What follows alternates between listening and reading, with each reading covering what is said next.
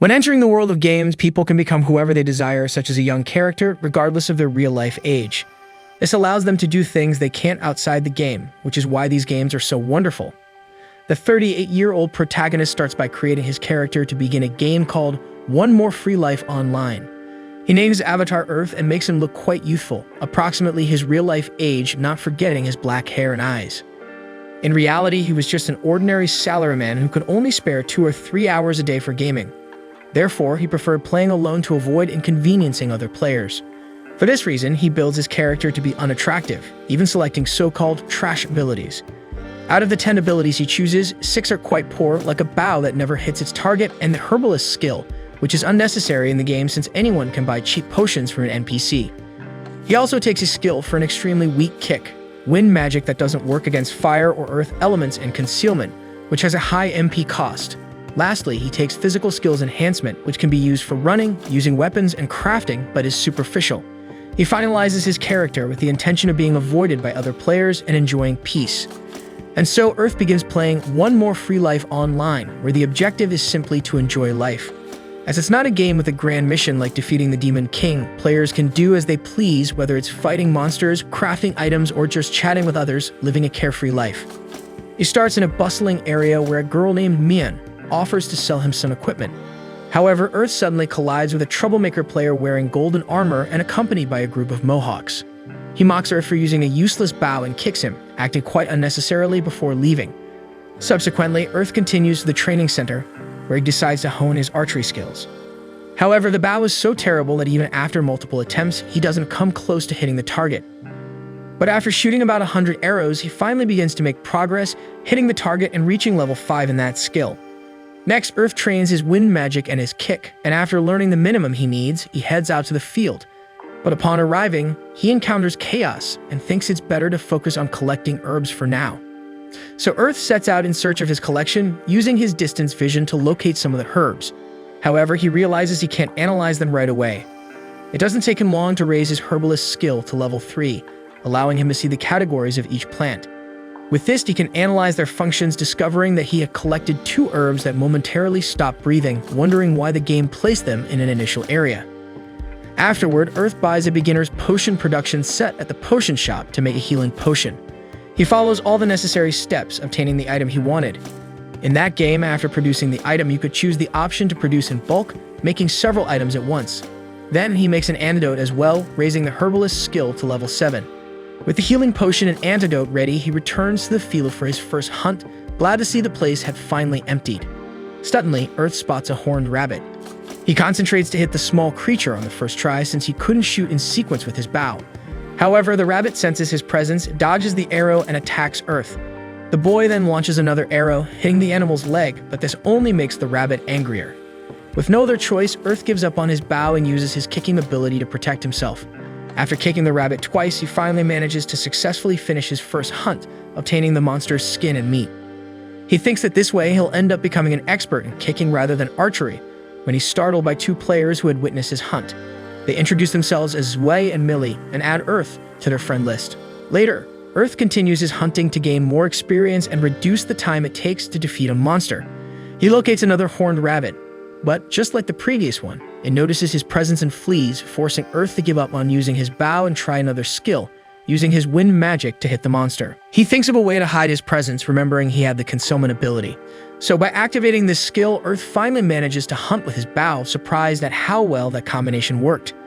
However, despite wanting to play all night, it was already late in the day, and he needed to get some rest for work the next day.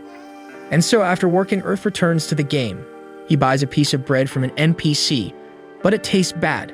Since he can taste the game's food, Earth decides to cook something more appetizing. He cooks a horned rabbit meat, but it turns out extremely tough. Therefore, he prepares another piece of meat, testing a different way to cook the dish, which turns out much better than the previous one. Then Earth continues cooking to further improve his culinary skill in the game until he makes a dish with such a delicious aroma that it attracts several players who are nearby. Before he knows it, Earth realizes there is a crowd willing to pay a good price for a plate of steak, shelling out 20 times what he paid for a piece of bread. However, people were hungry and impatient, leaving Earth desperate to cook as many dishes as possible, until after cooking several times, he reaches level 20 in that skill, gaining the power of fast cooking. With this, he manages to quickly fulfill orders until that nightmare is over. Later, he decides to make a better bow to use in his hunts since there was no demand for that type of weapon, and he had to create one himself. After some time chopping wood and more, Earth finally finishes his new bow, which, while still a weak weapon against monsters, was better than the beginner's bow he had. However, he decides to experiment with strengthening the bow using more wood, making the weapon slightly more potent. Satisfied with his work, Earth goes to buy some armor. He then analyzes the levels of each skill, seeing that he was already at level 25 in cooking. Suddenly, he remembers that he had just spent most of his money to buy the armor. So to recoup that money, he decides to use the game's vending machines to try selling grape-flavor healing potions to see if players would like them. Later, he heads out to the field to hunt some monsters, and while analyzing the ones nearby, he chooses the nearest wolf. After activating concealment, he shoots with his bow. Earth then proceeds to his next hunt, training his kick and wind magic as well. He defeats several monsters, acquiring various types of items and increasing the levels of his 3 attacks. However, after hunting so much, he runs out of arrows and decides to call it a day. When he returns, he sees that some players had already gone to the vending machine and bought his grape potion, with some comments expressing their approval and requesting more, which makes Earth quite happy. But when he arrives in town, he is confronted with a desperate crowd in search of healing potions. This puzzles Earth as they could buy as many potions as they wanted from the NPCs. To understand what was happening, he calls Zwei. Earth tells him that when he returned from hunting, all the players in town were searching for potions. Zwei explains that not long ago, the NPCs announced that the potions had run out, causing everyone to frantically search for more. Zwei then warns that this situation will likely fall on Earth as he had just sold potion juice. Only at that moment does Earth realize that his friend was right, as he was already surrounded by players eager to buy some of his potion. Earth tries to calm the people down by explaining that since there are so many of them, he'll have to set a purchase limit for each player, allowing each to take 5 potions. Everyone is thrilled with the number, but impatient ones quickly appear, urging Earth. Fortunately, Zwei and Millie step in to help, with him organizing the people while she handles the accounting. This leaves Earth to focus solely on production. Since very few players had the herbalist skill, which allowed them to make potions as it had been considered a useless skill, until that moment, Earth is quite overwhelmed, working tirelessly to avoid player disputes over the lack of potions. He activates the mass production capability, but after a long time making potions, his medicinal herbs run out. So he informs the players that he can only sell the remaining potions, which won't be enough for everyone. People understand the situation and ask Earth to make more potions the next day. But at that moment, the troublemaker player appears, accompanied by his group of Mohawks, and demands that Earth hand over all the healing potions to him. Earth explains that the few remaining potions were for the people waiting in line, but the player is not willing to accept no for an answer. Zwei tries to maintain order, but the guy punches him, causing him to fall to the ground, making it clear what would happen if Earth opposed him. However, Earth shows that the guy's attitude was annoying the other players. He then offers to pay for the potions, but Earth says that's not the problem, as cutting in line would make him unpopular with other players, including the producers, which would certainly hinder his ability to buy essential in-game items like weapons and armor. Therefore, it's crucial to maintain a good relationship with other players. Instead of listening to Earth's advice, the guy challenges him to a duel to prove he's superior to a mere archer. Zwei tells Earth not to accept the challenge, but he's not willing to run away from the fight and let an aggressive player like that come out on top. So Earth accepts the duel and decides to take advantage of the player's confidence to spot his weaknesses. As soon as the fight begins, the player attacks with his sword, but Earth dodges the blow and launches a kick, followed by 2 arrows, ending the duel rather quickly. Immediately, his friends flee with the unconscious player, and everyone celebrates Earth's victory. Seeing his potential, Zwei and Millie decide to invite Earth to join their group. Then, after notifying all the players that he will continue to make potions the next day, Earth logs out of the game. He thinks about how the group of Mohawks should be shunned by production players due to their unnecessary attitude. As soon as he leaves his room, Zwei sends him a message, asking if Earth is interested in forming a group. A few days after the incident with the lack of potions, the herbalist skill was revived in the game. After all, it had become a useful skill due to the item limit imposed on NPC sales. And so the protagonist started the game as usual, but this would be the first day that Earth would be part of a group in that world, joining Zwei's team called Blue. Since Earth only knew Zwei and Millie from the group, the other members introduced themselves to him. One of them was a girl named Nora, who claimed to be skilled in melee combat due to her sword. Next, he met Rage, a tank wielding an axe and shield responsible for drawing enemy attacks. Finally, Earth met Casimine, a one-handed swordsman. After getting to know everyone, Earth began to introduce himself. However, everyone already knew he was an archer, and Zwei explained that he had become quite famous among players after winning the duel against the Mohawk guy. So he skipped the introductions but asked if the group was indeed balanced since they had 4 frontline members, Millie as a magic user and himself as an archer. The group explained that Millie could use magic with various attributes including damage dealing, and that Nora could also use healing magic, providing support during melee combat. They explained that they were determined to hunt a wild bear, even though it was a very tough enemy in the game. Earth couldn't help but wonder where all this confidence came from. He mentioned it would be his first time hunting a bear and expressed his concerns, as the bear was known to be fast and intelligent. But no one seemed willing to back down from the challenge, agreeing to go for the hunt and then enjoy a delicious meal prepared by Earth. And so the archer participated in his first team hunt. He used his long-range vision to analyze the nearby enemies, noticing that all the wild bears were traveling in groups. Eventually, he found one that was alone. With the target located, they decided to lure the bear to a more advantageous location for their fight. The blue team recognized that Earth had just joined, that he was already being helpful. Millie cast a spell on Zwei, and Earth explained that he would move away to use his concealment skill. They sprang into action, with Earth firing his first arrow. However, this only enraged the wild bear. Rage performed his role, drawing the enemy's attention. In the game's battle mechanics, there was a hidden parameter called Hate, where the monster demonstrated its anger and rage. A high defense tank attracted all the hate to protect the other players. While Earth moved to a safe distance to keep the creature in his sights, Rage still took some damage from the bear, as it was a formidable foe. However, Millie promptly aided him with her healing magic.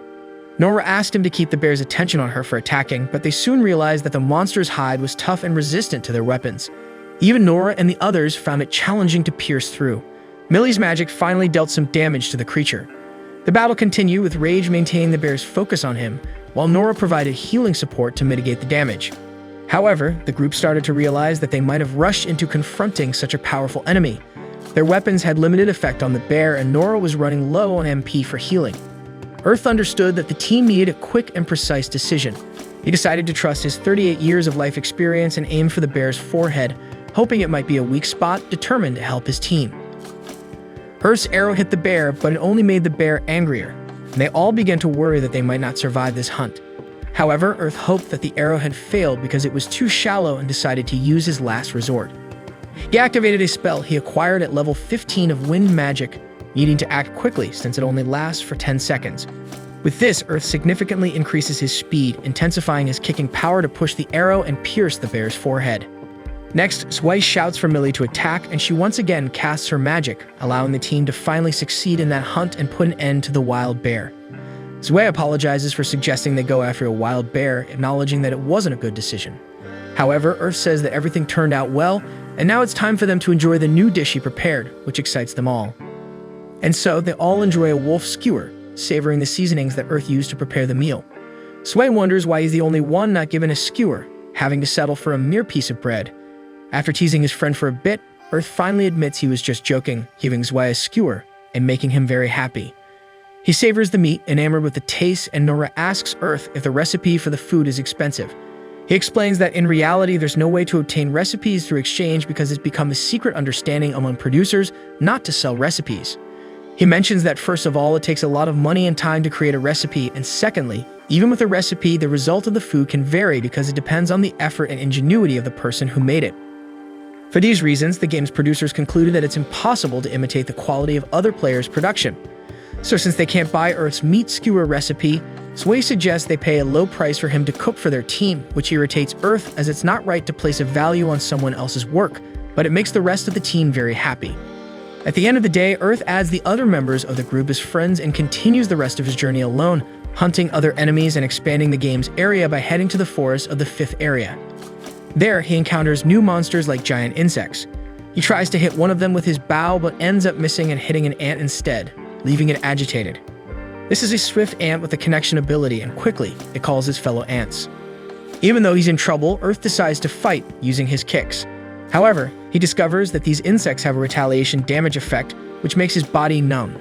After receiving a lot of attacks from the ants, Earth ends up dying and is automatically transported back to the city. Upon arriving there, he receives a game notification informing all players that they will soon have a major update called the Fairy Dance, which will introduce new skills and arts, expand production possibilities, and give each player a fairy to assist in battles and other tasks. Earth realizes it's not a good time to receive a death penalty, as soon everyone will be leveling up with this update. He trains hard to acquire the blacksmithing skill, which will allow him to improve his attacks and craft a more efficient arrow against the swift ant.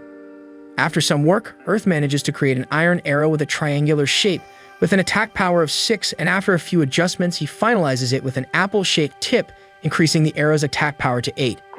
Next, he decides to create equipment to enhance his kicking power because besides being a weak attack, it's not effective against enemies that can deal retaliation damage. After some thought, Earth decides to add spikes to the soles of his shoes and blades on the sides. As he works on his new gear, another player named Black asks what he's doing. After some time, both of them see the final result, and Black admits he's never seen a kick assist item like that. Other players also admire the creative shoe weapon. Then Earth goes to buy a bowstring from Myun, who finds his new shoes rather eerie for a cook. Afterward, he searches for a new bow, aiming to upgrade it now that he's reached level 30 in that skill. He evaluates his 3 options, first considering the short bow, which is easy to use but has limited range, which he dismisses as he's not good in close-range fights. Then he looks at the long bow, which offers more range and power but takes a long time to draw, which isn't suitable for solo play.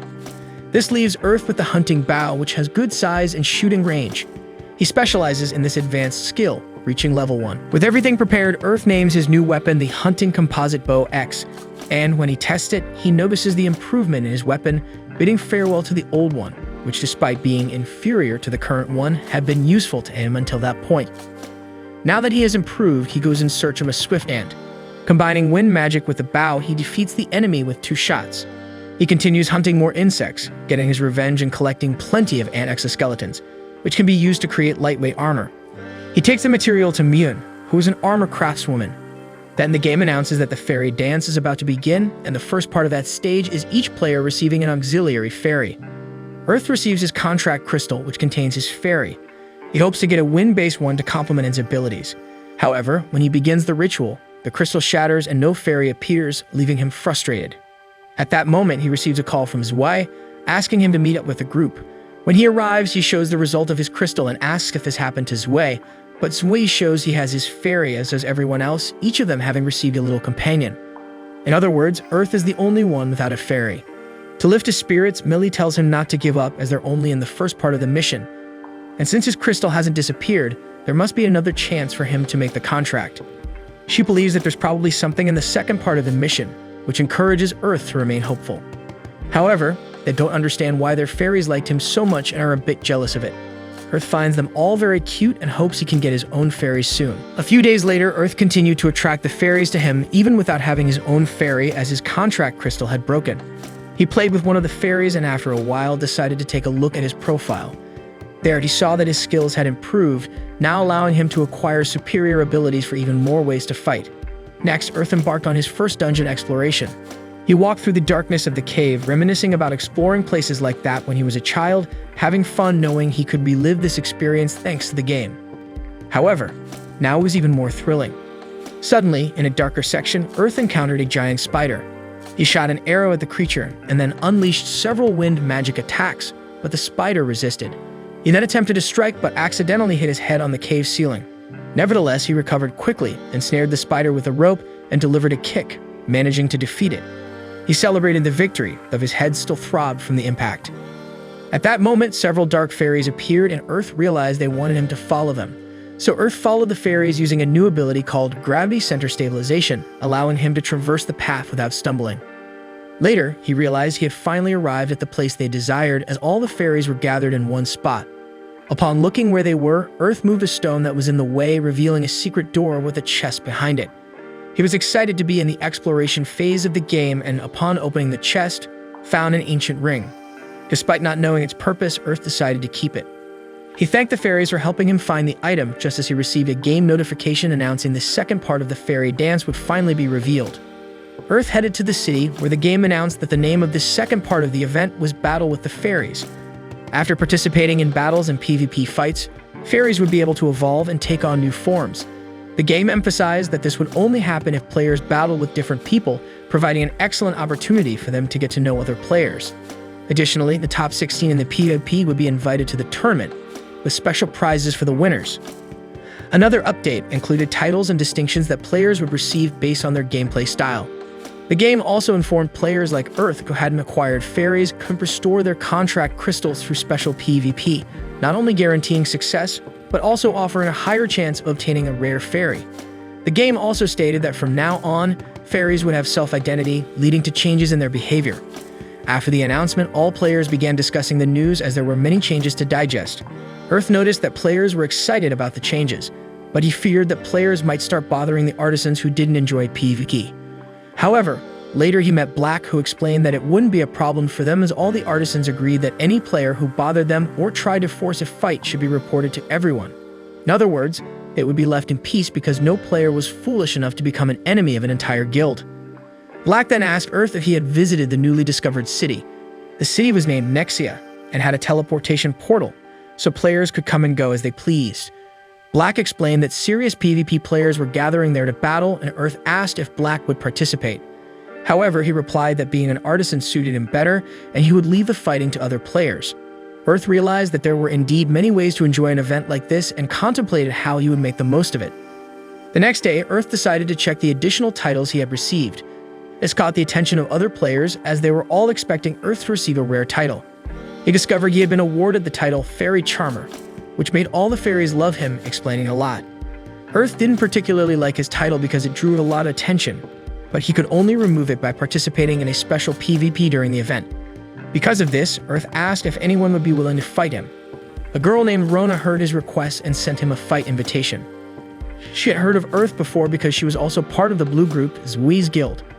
Rona mentioned that she had always wanted to talk to him as he fought with kicks and she was skilled in martial arts. Earth thanked Rona for agreeing to fight him, but suddenly his fairy, a bird, flew to his shoulder. Rona found this strange because the bird was usually very timid.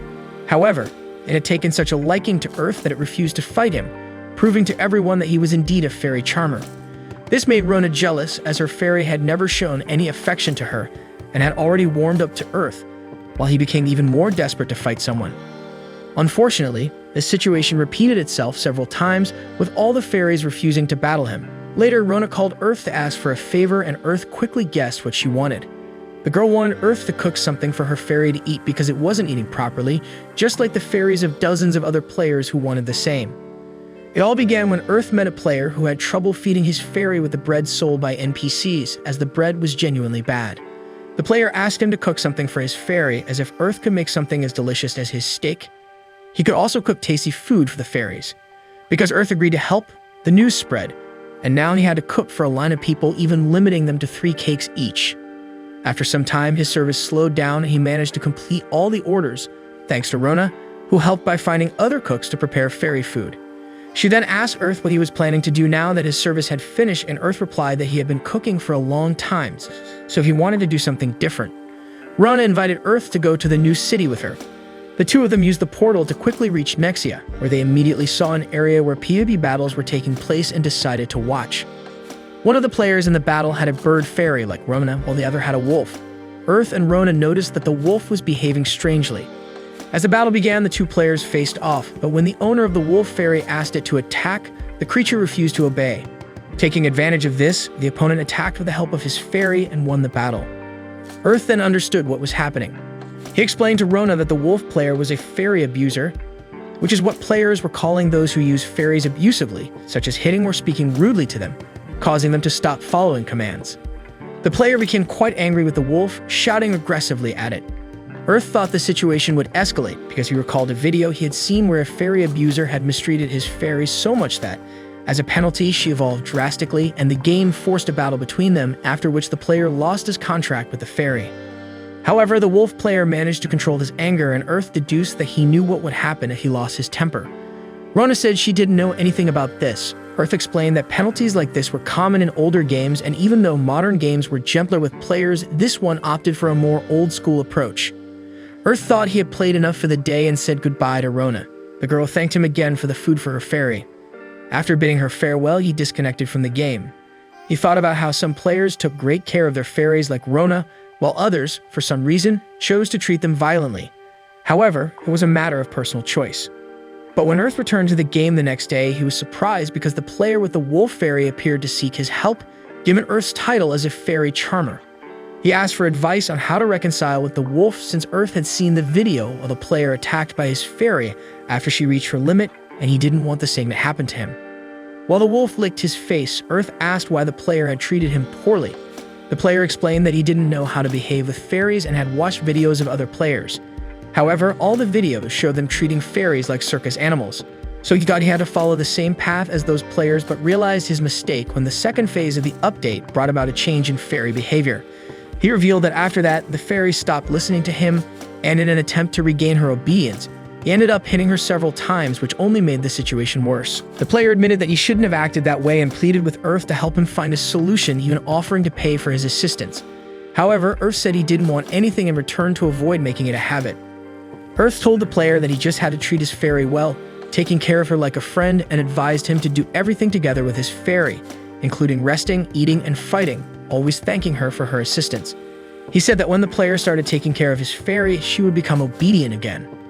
Then the player remembered that Earth was a cook who made fairy food and asked him to make something for his wolf to win the fairy over with food. Earth agreed to help. Earth prepared some horned rabbit Kara-age for the wolf. Once it was ready, the player took one and approached his fairy with trepidation as she wasn't pleased with him at all. However, after sniffing the snack for a while, the fairy decided to eat it, giving the player an opportunity to get closer. As a result, the fairy began to trust him again, and the player was moved to have finally won back his fairy. He thanked Earth for his help. The boy was happy to have assisted and started to accept his title better. However, as he bid them farewell, a man named Silver called out to Earth. He introduced himself as Silver and asked to talk to him privately, away from prying ears. During the night, Earth decides to visit an isolated cabin to have a private conversation with Silver.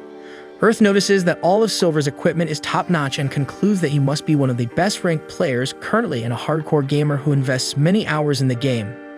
Silver then sits down and tells Earth he'll be straightforward, asking if he has seen a man named Glad. Earth thinks for a few seconds but says he hasn't seen anyone by that name. Silver relaxes a bit and says that Glad would be after the player who holds the title of Fairy Enthrallor, a title that Earth possesses. Earth then asks Silver who this Glad is, and Silver responds that he used to be a permanent member of his group, a player with behavior issues, but because he was a highly skilled tank, he had a spot in the group. Earth recognizes that if Silver is talking about this in the past tense, it means Glad is no longer part of the group. Silver explains that Glad became too arrogant and started belittling other players. But things got worse at the start of the fairy event, as Glad was the only one in his group who couldn't make a contract with a fairy, just like Earth. This led Glad to become frustrated and vent his anger on everyone, and as Silver was the group leader, his only choice was to banish Glad. Silver then summons his fairy to continue the conversation. He made a contract with a Valkyrie of Light fairy who is extremely strong and had a perfect humanoid form.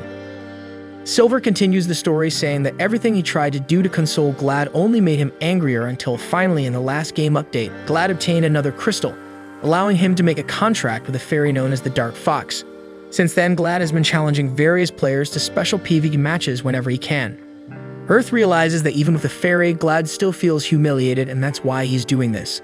Silver agrees, saying that Glad probably wants to demonstrate his power in the championship that will take place on the last day of the fairy event, warning Earth once again to be careful not to get involved with him. Earth thanks Silver for the warning, and Silver says he'll have to deal with Glad during the championship. Silver leaves with his fairy, leaving Earth thinking that it's dangerous to believe a story when you only know one side of it, but he decides it's better to be cautious.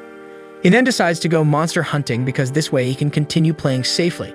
In the game's terms, it's against the rules for one player to challenge another to a PvP match while the other player is fighting monsters. So even if Glad is really after him, Earth can stay safe by hunting monsters. He uses his bow to shoot an arrow in the forehead of a wild bear, but it doesn't bring the animal down immediately, only making it angry. As the bear charges toward Earth, he decides to use his new technique called Mirror Arrow, which allows him to create 2 copies of himself, making all 3 shoot simultaneously, effectively delivering 3 attacks at once. However, the bear remains alive, prompting Earth to use his whip to entangle its legs and pull it to the ground. Earth then finishes off the opponent with a powerful kick. After the fight, he realizes how challenging it is to take down a bear alone, but he decides to continue with this strategy. Earth earns enough points to improve his skills and decides to enhance his kick, learning a new technique called Sliding Charge, which allows him to strike the enemy with a charge or quickly escape danger. This is his first kicking technique. Next, Earth decides to search for minerals in the mines near the Nexia region to gather high-quality materials for making steel or lightweight metal to improve his equipment. During his mining work, he accidentally hits an explosive ore nugget. He quickly warns those nearby to take cover, while carefully storing the explosive metal. After resolving the issue, Earth apologizes to the other players who thank him for alerting them and preventing a massive explosion that could have caused significant damage. With the ores in hand, Earth goes to Black and asks to borrow his forge. He spends the entire night crafting a twisted arrowhead from the bear leather he acquired. After many hours of work, he finally creates an arrowhead that can cause bleeding when it hits the target. With the remaining metal, he decides to make a flexible steel whip that can also inflict bleeding effects. The next day, Earth goes to the processing room basement, where he conducts experiments with the explosive ore he found, even though it involves a field of knowledge that is not his expertise. However, he feels safe in that room, knowing that he won't risk anyone's life if something goes wrong. This allows him to experiment freely using his herbalism skill. In the end, Earth manages to create 3 mixtures, A, B, and C. He then goes to a remote area to test the strength of the explosions, tossing the first vial with mixture A, which breaks on the ground without causing any significant explosion. Earth then throws the vial with mixture B, and it results in a massive explosion, destroying a considerable area and depleting 80% of Earth's health. He decides to keep this mixture for extreme situations when he might need to sacrifice himself to defeat a monster and names it Infernal Mine Oil. Due to the damage he sustains, Earth needs to consume a healing potion. He proceeds to throw the last vial with mixture C, which causes a mild explosion, exactly what Earth was looking for. He names this mixture Fortified Oil. Next, Earth heads to the field to test his new mixture. There, he encounters a group of 3 wild bears. He begins the battle by using the fortified oil on the creatures, and then attacks with his arrows, wind magic, and steel whip. This makes the battle much easier, allowing him to defeat the 3 bears quickly and effectively. However, Earth acknowledges that he shouldn't rely on consumable items too much, as it won't improve his skills. He reaches level 50, the Hunting Bow and Wind Magic, gaining 2 new abilities, Gatling Arrow and Fly. These abilities unlock another secret skill called Wind Bow, which combines the skills of the Bow and Wind Magic. Choosing this skill would prevent Earth from acquiring advanced skills in both Hunting Bow and Wind Magic, but he decides to take this new skill. Later, Earth tests his 2 new abilities and finds that Gatling Arrow allows him to shoot in rapid succession. Although he can only fire twice in his current level, Fly enables him to use wind support magic, allowing him to jump high.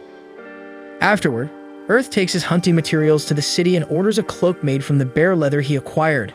Suddenly, an announcement for players is displayed stating that the PvP Championship for the Fairy event has selected its participants based on score calculations. At this moment, Sway and Millie appear and comment that none of them in their group likely made it to the top 16 participants, as none of them focused much on PvP battles. The game provides the list of selected players, and the 3 realize that 2 players stood out for their numerous victories, Silver and Glad. Earth is concerned about the relationship between the 2, but is also eager to watch them fight. Several players gather at the championship server to watch the battles. From the arena stands, Earth, Zwei, and Millie eagerly await the matches. Earth uses his special vision skill and spots 2 other players with the same Fairy Enthraller title, which eases his mind, knowing he's not the only one with that title. The battles begin, and Earth notices that the winning fairies are absorbing the energy of the defeated ones, something that doesn't occur in regular PvP battles. Finally, the highly anticipated moment of the final battle arrives. Silver and Glad step into the arena to face each other. Earth, who had anticipated the showdown, watches with keen interest. Inside the ring, Silver tells Glad that he felt the need to correct him for his mistakes, and the only way to do that was by defeating him. Glad doesn't back down, but instead becomes excited and prepares to fight. The battle commences, and Silver quickly advances with his axe toward Glad, who responds by saying he was already familiar with Silver's tactics. Thanks to the numerous times he had watched Silver fight, he knew that Silver's strategy was to charge at the enemy with his axe to try to destabilize his opponent. However, the trick doesn't work, and Glad counterattacks, while his Dark Fox Fairy battles Silver's Valkyrie of Light Fairy on equal footing. Silver sees an opening and attempts to strike Glad with his Moon Crescent move, but Glad swiftly slides backward using Wind Boost, the wind magic skill, surprising Earth because he didn't know that Glad was a wind magic user. Glad takes advantage of Silver being airborne due to the missed attack and delivers a powerful blow followed by a strong attack from his Dark Fox Fairy, ultimately making Glad the champion of the competition. By absorbing the energy of Silver's Valkyrie, the Dark Fox evolves into a humanoid fox. She explains that the purpose of the event was to select the next fairy ruler. The fairies received a prophecy that the king must be strong and understand the art of war, something that wasn't a common trait among fairies, as they are peaceful creatures. So they joined forces with humans who are masters of warfare to gain that experience, allowing the fox fairy to acquire the necessary knowledge to become the ruler. Glad asks if she will discard him now that she no longer needs him. She replies that the other fairies won't distance themselves from him, but she will, as their contract is now over. Since all Glad wanted was to use the fairy as a tool for revenge, she used him to win the championship. However, she offers Glad a reward of money and a bonus, as well as the opportunity to contract with a fairy as strong as she was before evolving. Glad declines the proposal and challenges the fox fairy to a fight. She accepts, saying that if he wins, she will obey him again, but if he loses, he won't receive the money or the bonus. They begin the battle, but Glad quickly gets pummeled, proving that the fox is now on a level far above what he can handle. After winning, the fox fairy states that 3 people deserve a reward, bringing Earth and the other 2 players with the same title as him to her. She explains that the 2 others were the only ones who refused to fight using their fairies. As a reward, she allows their fairies to evolve. For Earth, who didn't have a fairy, she presents a different offer. She tells him he can fight her once, leaving Earth entirely confused about whether he liked his reward or not. Now that only Earth remains, the fairy queen suggests that he battles her right there in the combat arena. The boy becomes confused, and the fairy says that since he's been at the event the whole time without a fairy, she would like to ensure a better reward. So they would fight, and regardless of the outcome, she would donate some of her powers. Earth accepts the challenge, and everyone in the arena eagerly awaits this fight. He prepares for the battle by organizing his items and planning the best way to win. It wouldn't be easy, as was evident in the previous fight. The fairy queen has mastery over very powerful magics like the high explosion. He has a slight advantage because he has already seen her fighting style, and she probably has never fought an archer before. However, that wouldn't be enough due to his poor abilities. Besides, he couldn't prolong the fight as the fairy could adapt quickly. Thus, he comes to the conclusion that the only way to win would be to play dirty. The fairy asks if he's ready, and he responds in the affirmative. The combat begins, and the blue dome of the arena rises. As soon as the clock marks the start, Archer moves and uses his sliding charge to distance himself from the opponent. Already at a reasonable distance, he uses his bow to shoot an arrow with 70% of its strength, just to initiate and test the Fairy Queen's abilities. When he fires, the fairy uses Winter Cutter to cancel the archer's attack and neutralize the arrow's strength. He thinks that maybe if he uses full force, he can hit her, but without much time to think, the fairy launches the Fire Lance, and Earth needs to dodge this attack made of fire arrows coming from above. While he dodges, he shoots an arrow that pierces the fairy's attack and hits her squarely in the shoulder, nullifying her magic. In the stands, his friends watch this excitedly and are impressed by Earth's speed and power.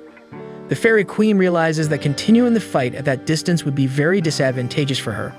She then uses her Wind Booster ability to advance at high speed towards Earth to get closer to her opponent.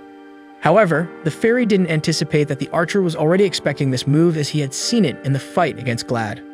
So when the fairy is about to launch her shock, Earth quickly dodges horizontally and breaks one of his vials in the air with a death potion. This potion, made from asphyxiation herb, produces a toxic purple mist that hinders the fairy and prevents her from casting any magic. With this, Earth gains time to throw more explosive potions.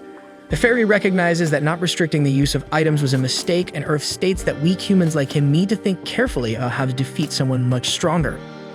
She then conjures the Earth Wall ability to protect herself from any threats, but she also can't attack. Earth disappears, and his friends notice that he has used his consummate ability.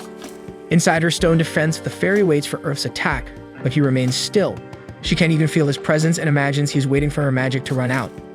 So to surprise her, the fairy decides to make the attacking move. As soon as her magic ends and she's exposed again in the arena, she strikes with her ready wand but doesn't see anyone. Unaware, Earth appears behind her and restrains her using his steel whip.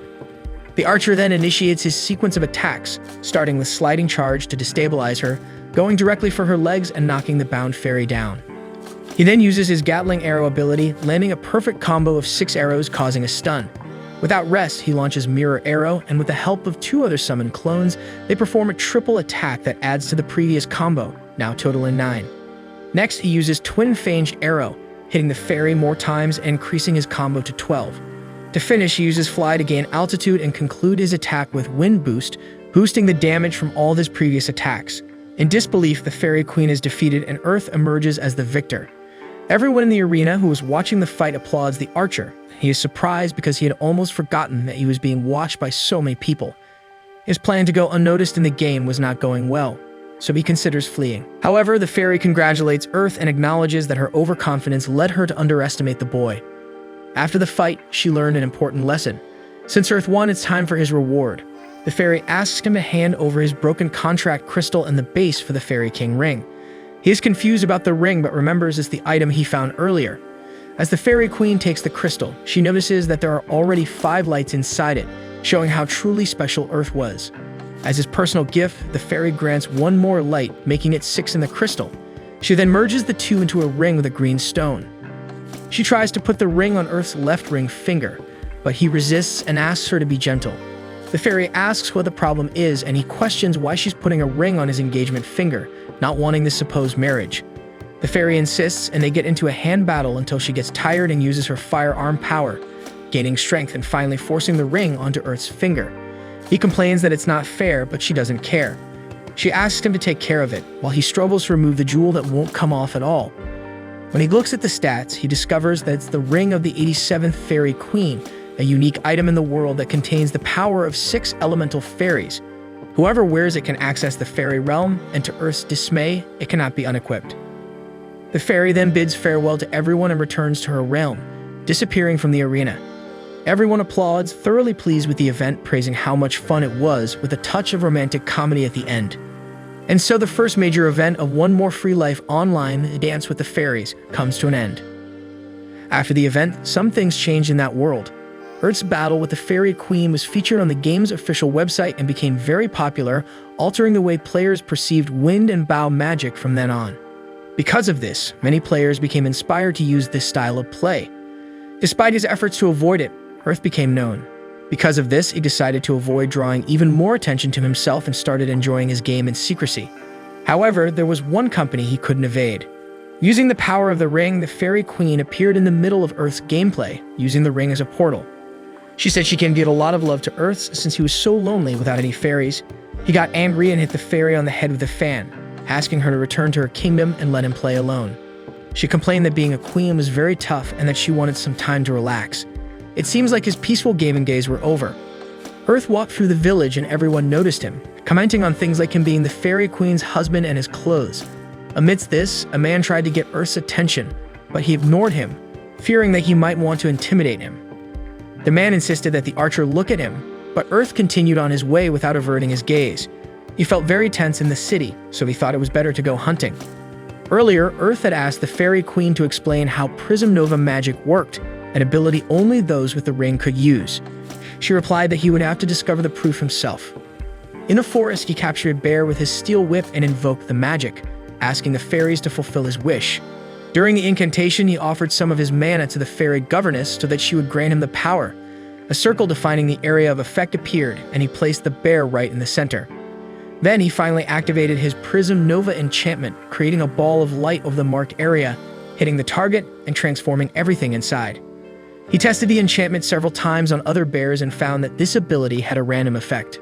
Later, while Earth was cooking, the fairy confirmed that many status effects could occur, with the rarest being paralysis and petrification.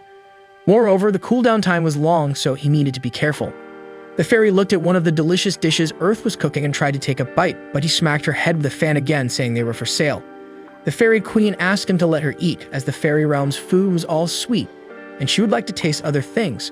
She threw a tantrum and complained about the duties of being a queen, sometimes wishing it were different. And the man that Earth had ignored earlier in the village appeared, and he was angry with Earth for not talking to him. He introduced himself as Nazar, a member of the Apollo's Bow Guild. He and the other members were working towards a grand goal, the salvation of oppressed archers. He believed that Earth suffered because he was excluded and not part of any guild, but Earth didn't care and even got distracted while arranging his cooking equipment. Nazar, full of pride and conviction, offered Earth a spot in his guild, saying he could join at the lowest rank. Earth finished gathering his equipment and thanked him for the invitation, but declined and left with the fairy, leaving Nazar baffled. The two arrived in the city and set up a stall to sell the food Earth had prepared. The fairy didn't want to leave, and Earth decided she could take the food as long as she left him in peace for the rest of the day. She was pleased and he transferred the food, so she returned to the fairy realm. The next day, he went to the blacksmiths and found a group of apprentices. He asked Blacks, who explained that now that he was a prominent player, everyone wanted to watch him work on their weapons. Since there was no other choice, he agreed to let everyone watch. First, Earth improved his hunting composite bow in X. He He replaced the worn-out bow and switched to higher quality wood for materials.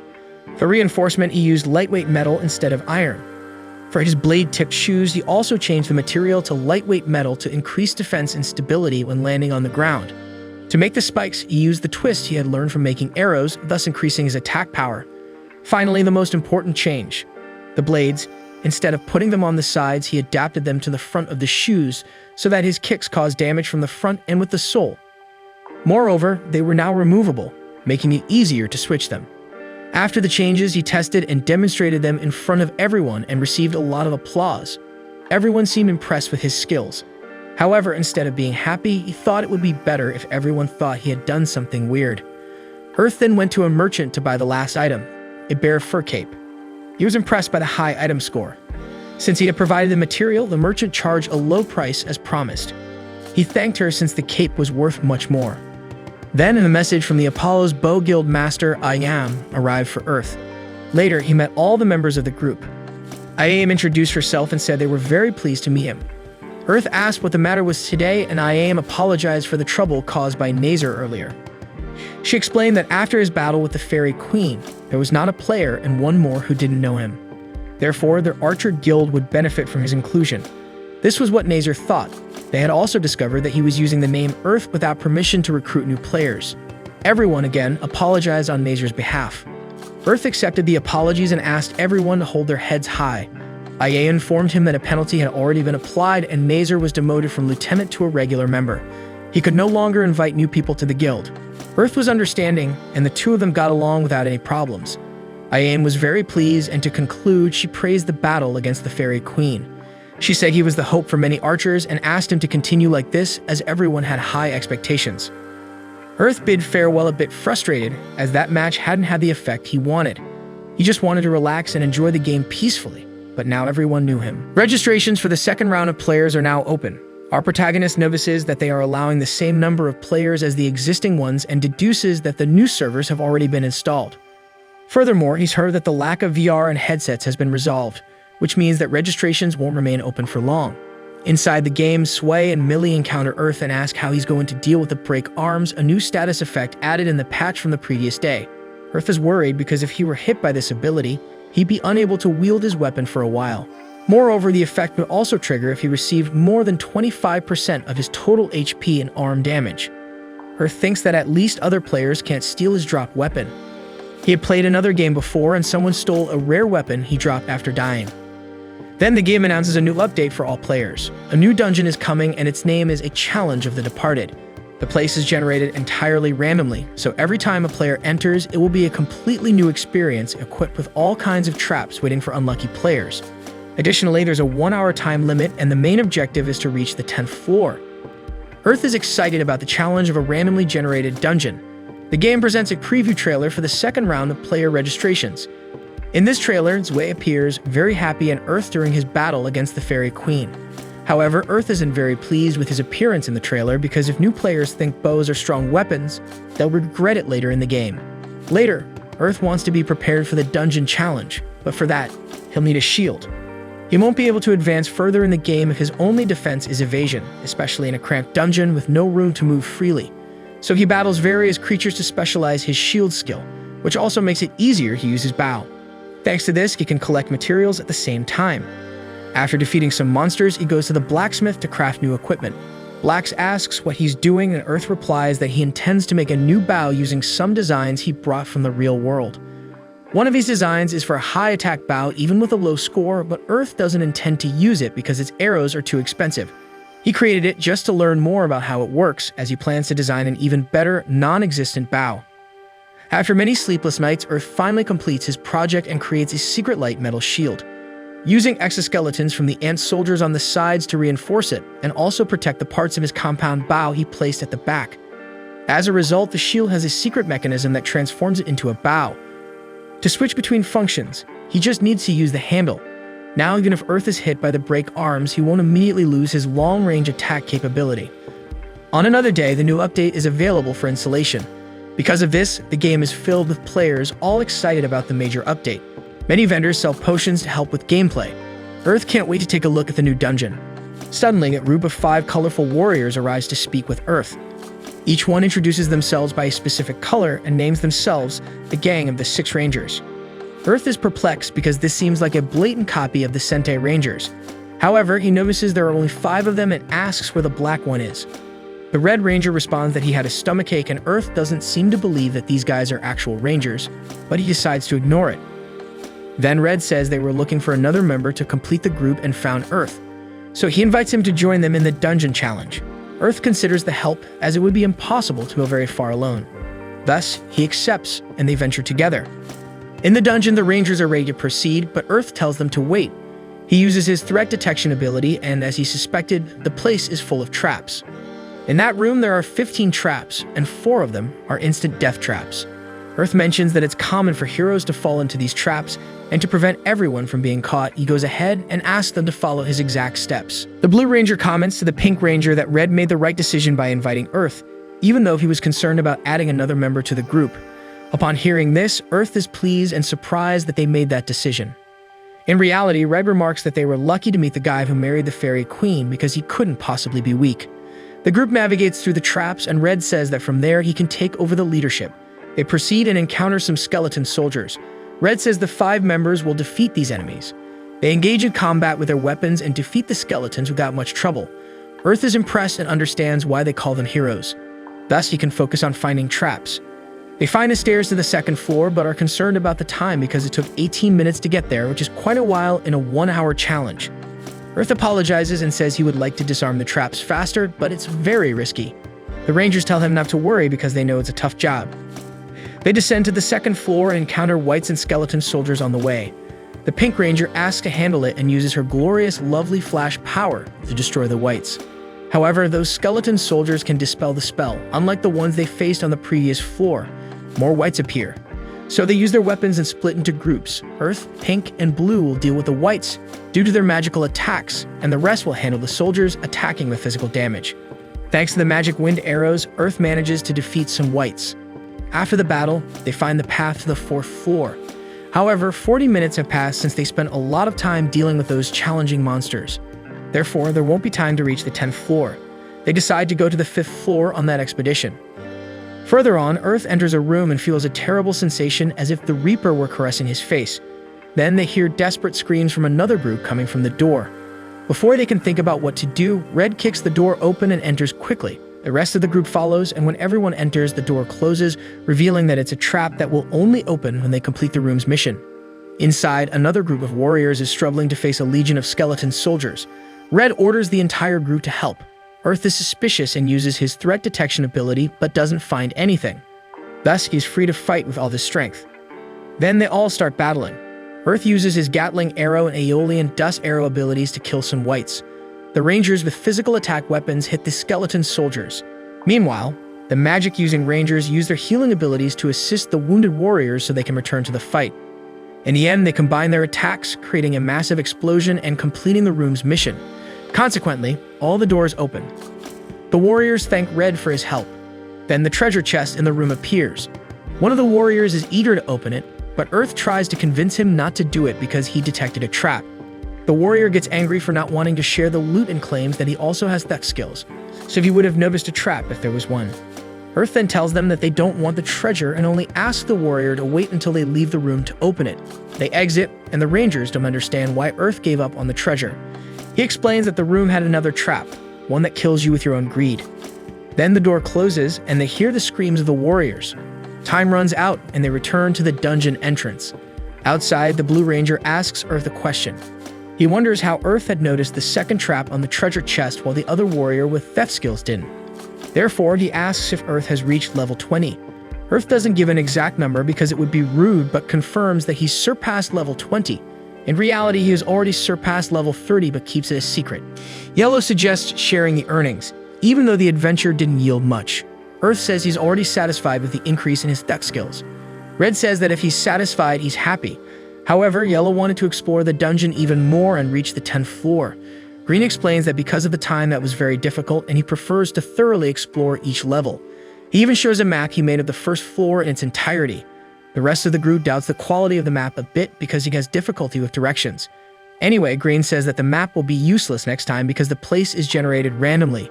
Red thanks Earth for his help and says he plans to introduce him to the Black Ranger, so he asks to send a friend request. Earth accepts and also expresses gratitude, and they shake hands.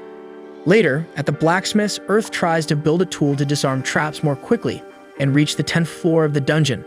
The problem is that if it's too thin, it will break easily, but when he tries to create a sturdier tool, it ends up being too thick. Black sees that the boy is struggling and decides to help. He asks to see the tool and makes some adjustments. When he hands it back to Earth, it's perfect. Earth returns happily with his tool, but is surprised by the sudden appearance of the Fairy Queen. He notices that she's wearing her complete outfit and asks why. She replies that she's going to distribute contract crystals to the new adventurers. With so many new players, this will be a long job, even with her human assistants, but she needs to deliver as many crystals as possible. She then bids farewell to Earth and says she'll meet her dear husband later. He gets angry and hits the fairy's head with his fan, reminding her that they're not married. Since the Fairy Queen is working so hard, Earth decides to do the same. So he cuts some wood and makes many arrows for his bow to use in the next attempt in the dungeon. Then he decides to cook, but the fairy returns. She's exhausted after so much work. She says that she got very angry because all the men wanted to know her measurements, what kind of boyfriend she likes, and her favorite food. Moreover, they asked strange questions like what she thought of fairs. When she mentioned that, the perverts had a creepy smile because they would actually enjoy that. Earth feels sorry for the fairy and she appeals to him for a bit of affection and asks him to sign a marriage form. She says that with that form, they will be officially married, but Earth goes crazy at the idea because he doesn't want to get married. So he decides to make a meat bun using his level 50 cooking skill. The fairy is very happy and rests her head on Earth's lap, and this time he decides to please her a little just for that day. After putting together a set of tools, Earth spends several days entering the dungeon alone, aiming to improve his lockpicking and trap disarming skills. In the beginning, Earth makes mistakes all the time, triggering traps, causing damage, and sometimes even losing his life. But after much practice and effort, Earth finally reaches level 50 in his thieving skill. With this achievement, he gains the option to evolve into a higher ranked skill. Earth evaluates his choices and discovers that he can evolve into Superior Theft, essentially a more powerful version of the theft skill, despite performing almost the same actions. His other option was to evolve into a skill called Benevolent Theft, allowing him to steal from monsters and get a bonus when stealthily attacking, things a normal thief couldn't do. However, this skill requires more experience to evolve. Still, Earth decides to go for Benevolent Theft as it seems to be the more enjoyable choice. After choosing his new skill, he receives a call from the Red Ranger. Earth had already met the gang of 6 Rangers, but he hadn't seen the Black Ranger yet. The two are introduced and the team gathers in the dungeon, where Earth quickly befriends the guy. The Red Ranger imagined that the two would get along, but he didn't expect them to bond so well. Earth clicks with the Black Ranger because both get equally excited about disarming traps. They get so enthusiastic that the other team members find their excitement strange.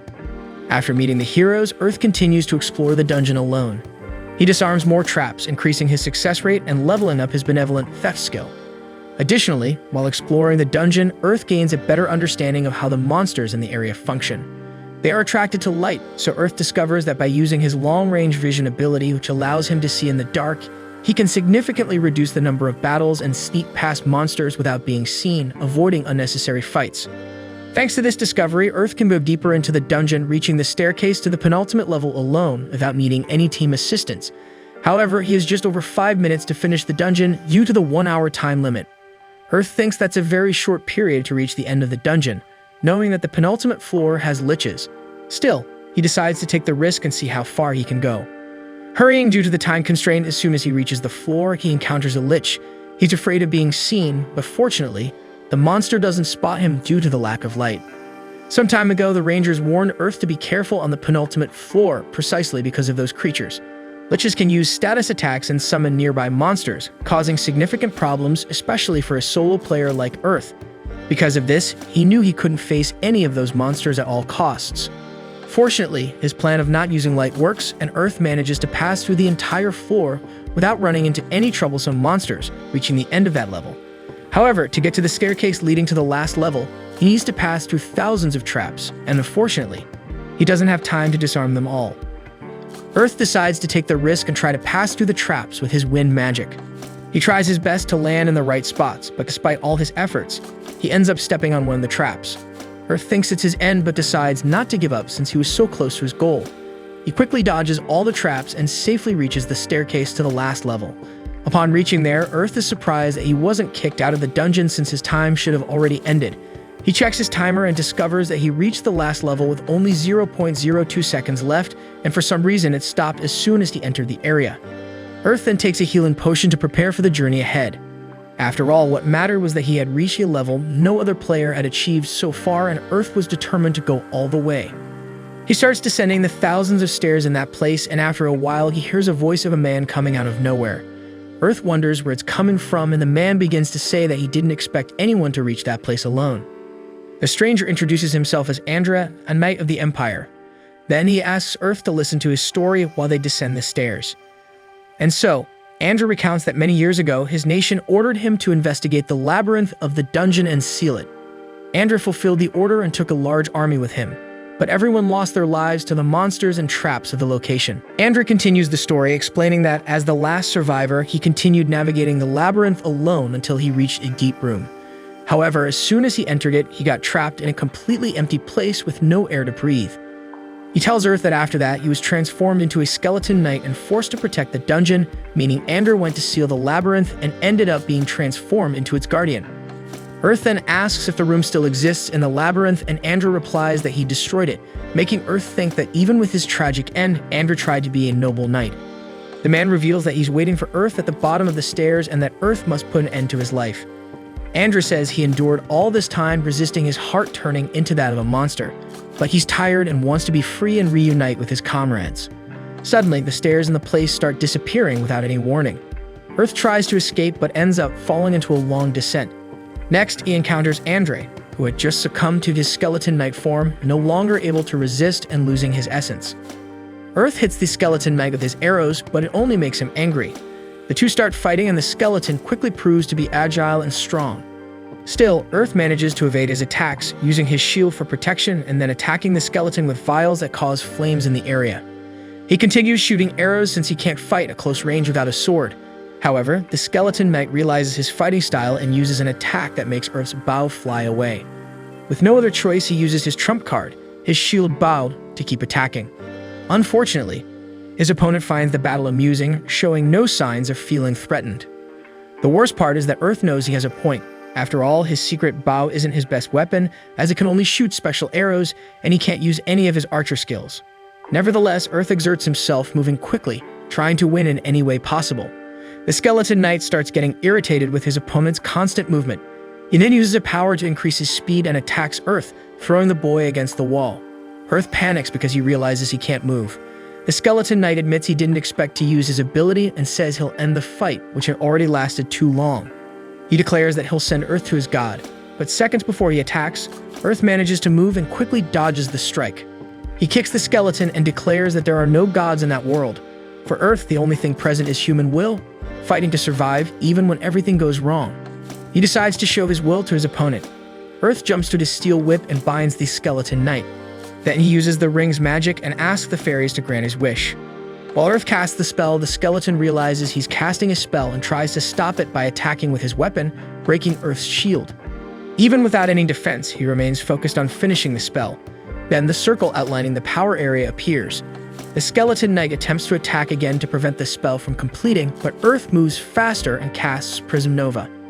The attack area hits the opponent, and Earth hopes for the enchantment to result in petrification or paralysis, as they are his best attacks, and the ring's ability works randomly. Unfortunately, Earth sees that the magic didn't grant any of his attacks, and the skeleton is still alive, albeit damaged. However, his luck appears. The Fairy Queen appears to help Earth, thanks to the power of his ring. She casts a spell on the skeleton knight, and Earth seizes the opportunity to run to his bow. With it in his hands and his adversary petrified, Earth uses all possible attacks with his bow, hitting the opponent with several arrows. To finish, he throws 2 vials that cause an explosion in the area. Thus, Earth successfully concludes the battle. Andrew returns to his human form and congratulates the boy on his victory. The knight explains that Earth managed to defeat him before his soul disappeared, which was even better than he expected, as he got to meet his end as a human and not as a monster. Andrew still admits that he thought Earth had no chance of winning as he was fighting alone. However, as grateful as he is, his time is running out. So Andrew hurries and says that, as a reward, Earth can keep his knight's sword. It was already quite damaged and couldn't be used in battle, but it could be sold as an antique for a certain amount of money. Earth thanks and accepts the gift. Afterward, Andrew says that even if Earth didn't believe in gods, he did because he found his end still as a human, which for him is luck that only a god could give. His former companions appear to take Andrea and he bids farewell, saying he will pray for God to bless Earth's path. After his departure, the doors open and all players receive an urgent announcement. The game says that one of the secret bosses has been defeated, unlocking a new type of weapon, the Knight's Sword, a weapon superior to a common sword with long reach and powerful attack. As the announcement states that one of the secret bosses has been defeated, Earth thinks it means that there are others in the dungeon and probably more weapons to be unlocked. Later, after the long adventure, Earth tries to repair his equipment that was broken during the battle against the Skeleton Knight. However, as they were severely damaged, he thanks the materials for their help and turns them into a new shield. But his new bow and leather equipment became junk, and Earth recognizes that they need repairs, which will undoubtedly weigh on his pocket. Luckily, he got Andrew's sword as a reward, which could help in that regard. However, even though Earth managed to finish the dungeon alone and defeat one of the secret bosses, there were still others in the game to be defeated.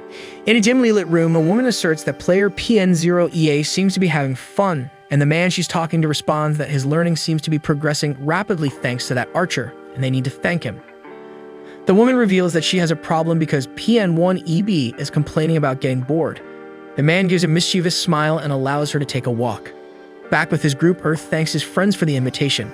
Swai informs that Nora and Kazamine can't play today, so he suggests they find a rogue to increase the team's damage. Earth counters that they would only have Millie as a healer that way. Millie says the plan is to have a new healer today. Earth shows some impatience for being a newcomer and mentions that she hasn't even arrived yet.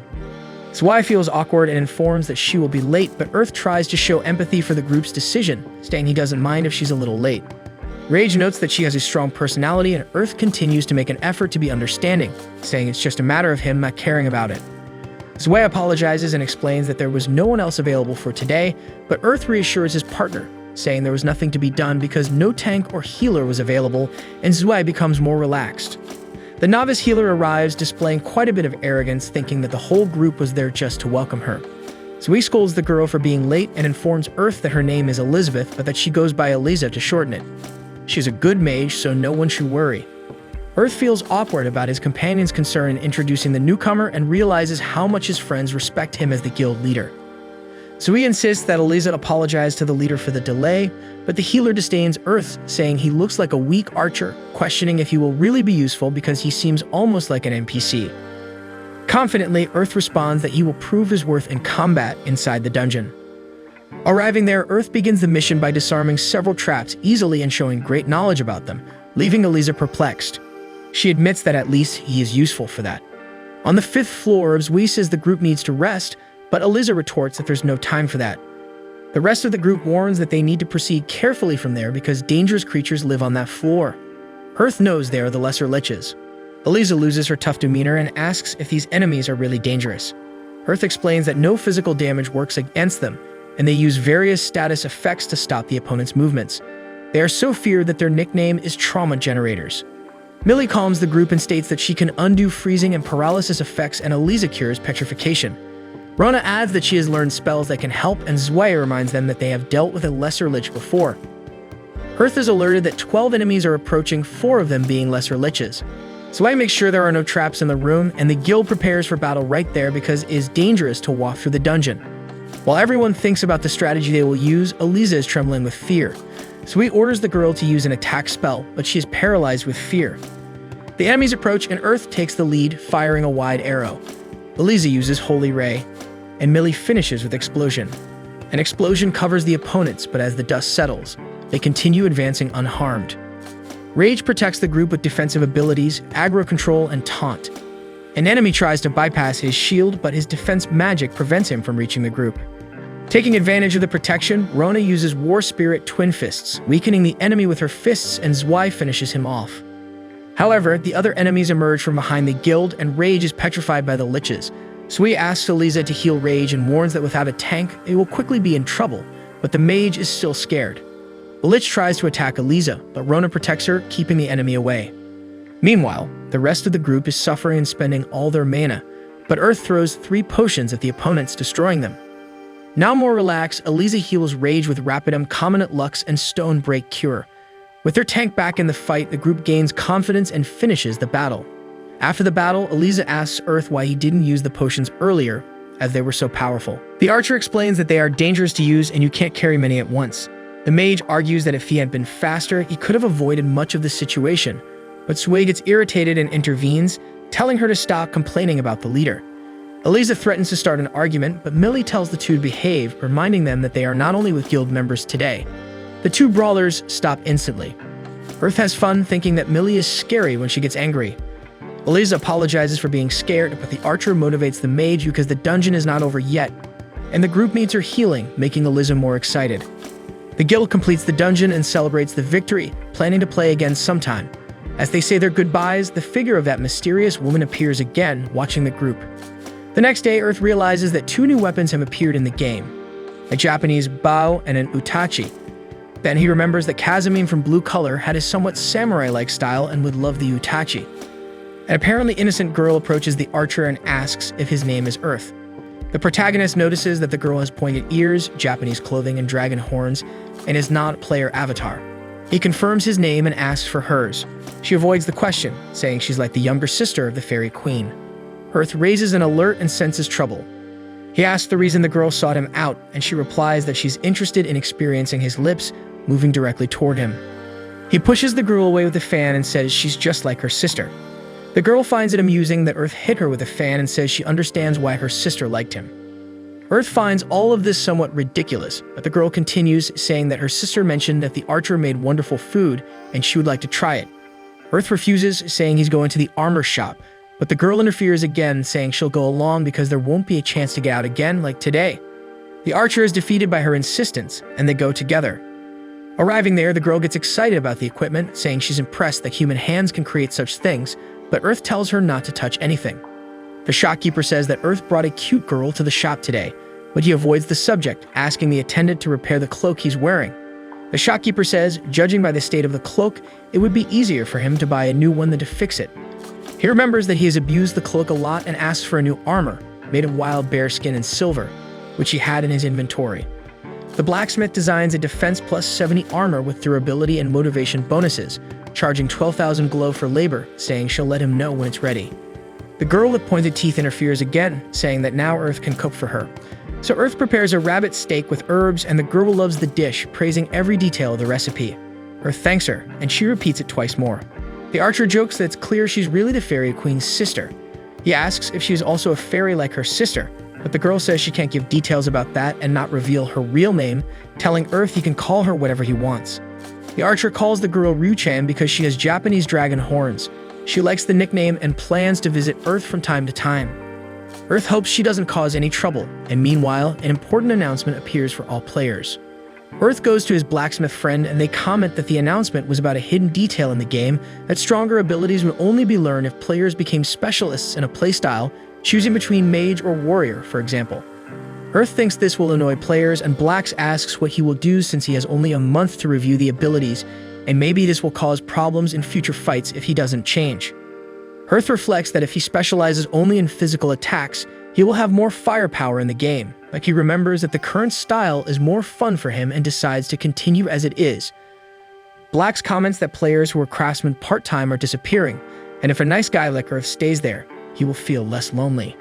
Earth is happy with the compliment from his comrade and reflects that making people happy with food is also a form of strength, and he doesn't want to lose that. The armor is ready and Earth loves the result, happy with the durability and motivation bonuses.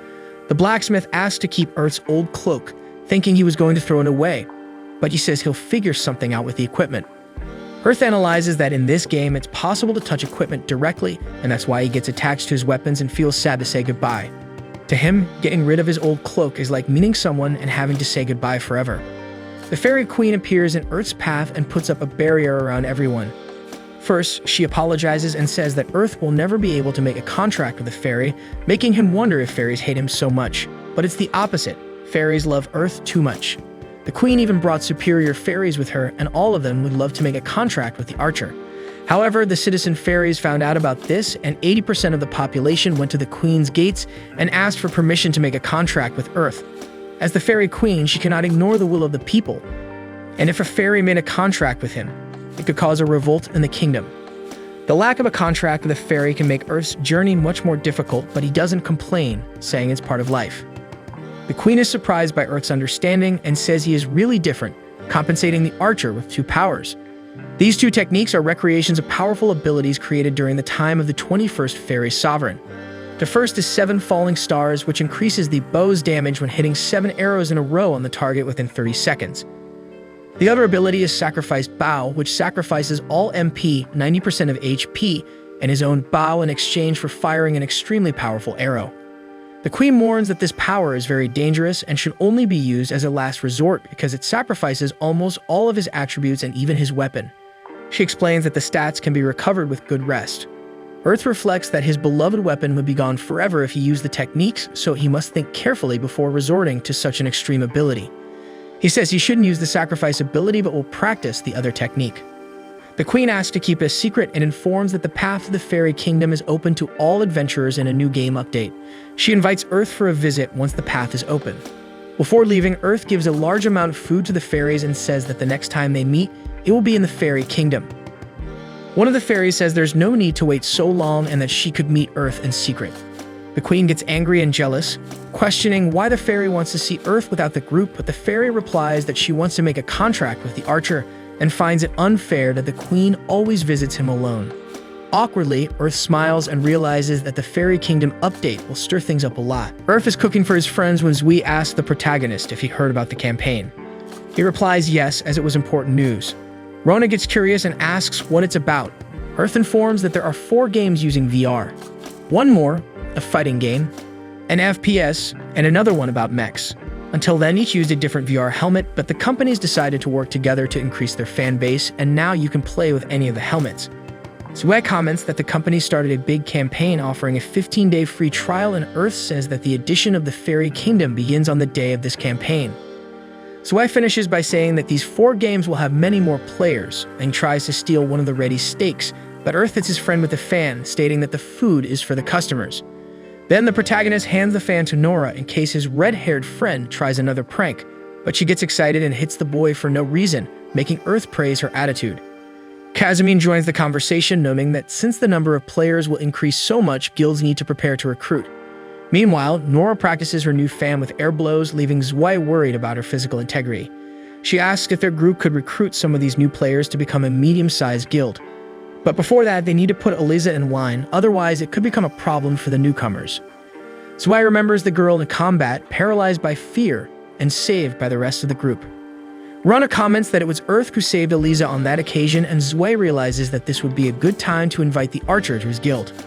Patiently, the protagonist declines because he doesn't want to be tied to a specific group, free to do as he pleases. However, Earth omits another reason for not wanting to join the guild. This reason is the Fairy Queen and her sister, but he doesn't reveal the exact reason because while reflecting alone, the Queen's sister appears behind the food, startling the boy. Earth takes the fan from Nora's hand and pushes Ryu away with a hit, reminding everyone again that those steaks are for customers. The girl asks if it's fair to look at that delicious meat and not be able to eat even a little, but Earth retorts that she is greedy because she had already eaten 14 steaks. While the two argue, Millie notices Ryu's unusual clothes for the region and asks who the girl is. Millie thinks she doesn't seem to be a fairy. Earth tries to avoid explaining while keeping Ryu away from his food. Rage interrupts and states that the archer wasn't satisfied with the queen and is now flirting with her sister. Zwei hears and cries with envy, but Earth loses patience and knocks both down with his fan.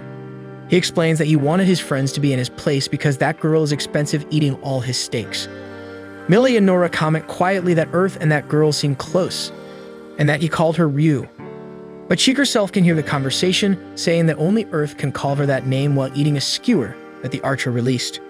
Zwei threatens to put this on the forum, but Earth replies that he will never get food if he does that. Nora comments that he used to be a fairy charmer, but now he's a dragon babysitter, and the group agrees, laughing. Earth feels embarrassed and asks the guild to go easy on him, while reflecting alone that he doesn't know what might happen if he arrives in the Fairy Kingdom with the Queen's sister. So he maps it out in his mind, knowing that the Fairy Kingdom is southeast of the game's second city, Nexia. The castle is in the center, and the cities spread out and across, with forts serving as checkpoints for each cardinal direction. The Fairy Kingdom update was added to the game today, and a large part of the players are walking there, all on the same path, so it would be interesting to talk to these new players because they all have a common goal. Then Earth puts his plan into action and soon arrives at the northern fort with some players. While waiting in line to enter, someone approaches him and asks if they could take a look at the ring on his left hand. Earth remembers that the fairy queen had given him this accessory and that it would serve as a pass. As soon as he shows the ring, the man recognizes it as the queen's ring and introduces himself as responsible for the northern fort. He informs that the queen requests Earth's immediate presence, so he grants the archer a mount called Pikasha, a huge bird that few fairies have the privilege of using. Earth must use Pikasha to reach the castle city. Although shy about all the attention that Pikasha attracted among the players, Earth climbs on the bird and notices that the mount is extremely soft. They take off, and the boy observes that Pikasha creates a barrier that blocks most of the wind, preventing him from falling. Flying like that, feeling the wind at heights, is truly a worthy fantasy story. In the late afternoon, Earth arrives at the castle and the gates open. The fairy queen receives the protagonist with her fairies, and he bows before the sovereign, thinking to himself that she must be relieved to know that he wouldn't make fun of her in a place like that. The queen had prepared an entire parade just for Earth's arrival, who would be the star of the event. While parading for the population in the parade, he reflects that he doesn't like to attract attention, but it would be a waste of time to refuse that. Despite everything, he was feeling good in the parade, waving to everyone and being received with applause and fireworks. Then he realizes that few players would have an experience like that, so he should take the opportunity to have fun. Even if the experiences were not real, the memories would last forever. After the parade, Earth comments to the queen that he found the parade a bit exaggerated, but she replies that the goal was to show the fairies of the kingdom which city he came from because everyone was waiting for his arrival. Embarrassed, she admits that there were rumors that she was monopolizing him, and the boy confirms the rumor in his head. The monarch rises and approaches Earth intimidatingly, just to reveal that she might keep him just for herself. A servant asks her to maintain composure, so the queen changes her speech, saying that she would be happy if Earth stayed in the kingdom for a while, and that she didn't plan to leave guards or watchers with him. He replies that starting tomorrow he will walk around the city like a common adventurer, but he thinks to himself that he will return to the fort city and explore. With the end of the audience, Earth realizes that this is his longest gaming session and maybe it's time to take a nap, but the queen appears again, inviting the boy to sleep in her room instead of logging out. Earth forces a laugh for a few seconds until he simply disappears from their running. He jumps through the window and runs away until he reaches a safe distance and realizes that he had escaped through the window like a thief because he had used the benevolent theft skill without even realizing it. So Earth leaves the castle and mounts Pikasha again, heading towards the southern fort city. As it was the farthest region from Nexia, he would have a quieter place to maintain his anonymity. Arriving there, he goes straight to the city's tavern, where he starts boasting that he defeated 8 high rabbits. An employee is interested in the archer's story and asks if he found any ladraves during that adventure. To impress the woman, the boy claims that one of these birds tried to steal his prey but was also defeated with another arrow. She praises Earth's aim, who asks if there is anywhere he can pay to use a kitchen. The attendant releases the kitchen in the back and Earth starts the work, deciding that he will use the tavern as a base while he is in the city because it was the mission center of the place and the second floor was an inn where he could sleep. About the meat, he decides to season it to refine the taste and cut it into small slices to remove that strong gamey flavor. While savoring the meat, he decides to create a simple recipe that highlights the ingredient: a grilled high rabbit skewer with Lido vegetable, which would grant a medium speed enhancement to whoever ate it. In addition to this dish, he tried a mixture of high rabbit meat with ground remains of ladrave transformed into a dumpling. After developing the new recipes, he prepares the meals and tastes them. First, the high rabbit skewer, which he can feel the flavor spreading with each bite. Then the ground meat, which also wasn't bad at all. Suddenly, some customers are interested in Earth's dishes, and soon the entire tavern is filled with the archer's recipes. He thought he wouldn't cook while in the fairy kingdom, but he was satisfied with the situation because at least he was making some money and getting to know other people. For a few days, Earth's game cycle was completing missions, cooking what he hunted, and enjoying food and drink with his newest friends. He was having a great time with the fairies of the south until one of the fairies invades the tavern, shouting to hide Earth because the daughter of the responsible for the southern fort is coming. Quickly, Earth hides behind the counter as the woman arrives. She enters the tavern asking for a human who's been cooking some exotic recipes. She claims to be looking for him to become her cook, and Earth's is still hidden, finds the woman's way of speaking somewhat arrogant. The tavern employee says he wasn't there, but the woman is sure he is nearby, and she is sure Earth would never refuse an invitation to be her cook. The employee insists on the story, responding that she scolded Earth for wanting to leave without preparing properly, but he left for an important matter to the east. The daughter of the fort's responsible doesn't completely believe it, but orders her guards to gather information about the adventurers to the north, stating that no cook can leave the city without serving her first. After that, she leaves and the tavern customers comment on how that woman continues to be an idiot. The employee releases Earth from hiding and mentions his name, making the archer wonder if she knew who he was since he had omitted his name not to attract attention. The queen had ordered everyone not to say anything, even if they recognize Earth. The attendant comments that that woman always causes many problems because of her personality, but no one does anything because she is the daughter of the fort's manager. The father never punishes the daughter for the bad attitudes she has, so the woman continues spoiled and doing whatever she wants. To avoid causing more problems for the tavern, Earth decides to leave. His new friend is sad about the boy's departure, but he reminds everyone that they all had great moments together, and that's what matters most. Thus, he waits for nightfall and leaves. He reaches the city gates with a hood, but is soon recognized by the guards. However, they show to be on the protagonist's side, commenting that they heard that the idiot girl caused too many problems. There are people gathering evidence of her behavior to report to the queen, and a guard asks Earth to come back when everything is calmer, opening the gates for him. Already outside, a creature approaches the boy and, as thanks for the delicious recipes he created in the city, offers to serve as a mount to his destination. Earth agrees and climbs onto the monster's back, saying goodbye to the south and heading for his journey. Later in the Fairy Kingdom castle, it comes to the queen's knowledge that the daughter of the responsible for the southern fort is causing many problems and acted badly against a human adventurer. The queen is revolted with the complaint as the fairies wish to create a bond of friendship between them and men, and something needs to be done about it. One of the fairies reveals that this human adventurer was Earth, and the queen is surprised. Arriving in the city, Earth apologizes to his new companion for making him run for so long, but the beast responds that there's no need to apologize because it doesn't matter to her. Around them, a fairy band played a lively medieval tune. Earth asks if playing instruments is in fashion, and the beast replies that promoting the arts is common in any city of the Fairy Kingdom. He then maps out the cultural trends of the region. To the north lies Shipia, the city of literature. To the east, there's the city of literature, Sanaza. To the west, the city of sculptures is Rangello. And they are in Strubert, the southern city, where the citizens are moved by music. Earth gets excited, feeling like he could listen to any kind of music in that place. However, he soon yawns and realizes he needs some rest. The beast points to an inn where she usually stays, and Earth follows his companion to the place. Arriving there, the innkeeper asserts that with all these introductions and the fact that Zetten, the wild hare, personally brought Earth, he is surely welcome in the establishment. Zetten is embarrassed by the old man mentioning his nickname Wild Hare and asks him to stop saying that, but the old man just laughs and informs that he got rooms close to each other. Before entering the rooms, Earth teases the beast, bidding farewell to Zetten using the nickname he just discovered, and the monster clearly is not pleased, but takes the banter in stride. Lying on his bed, Earth reflects on what he has just experienced before reaching the south, feeling lucky to be saved by a fairy famous enough to have a nickname. After that, he logs out and goes to sleep. The next morning, Earth wakes up excited for the new day, but when he tries to get out of bed, he feels a weight that immobilizes him. At first, he thought it was a bug in the game, but as soon as he notices a lump under the blanket, he lifts the sheet and sees the fairy queen on top of him. He tells the girl to get off him because if someone enters the room, they will misunderstand, but the queen tightens her grip on the archer, saying she won't let him go because he'll hate her anyway.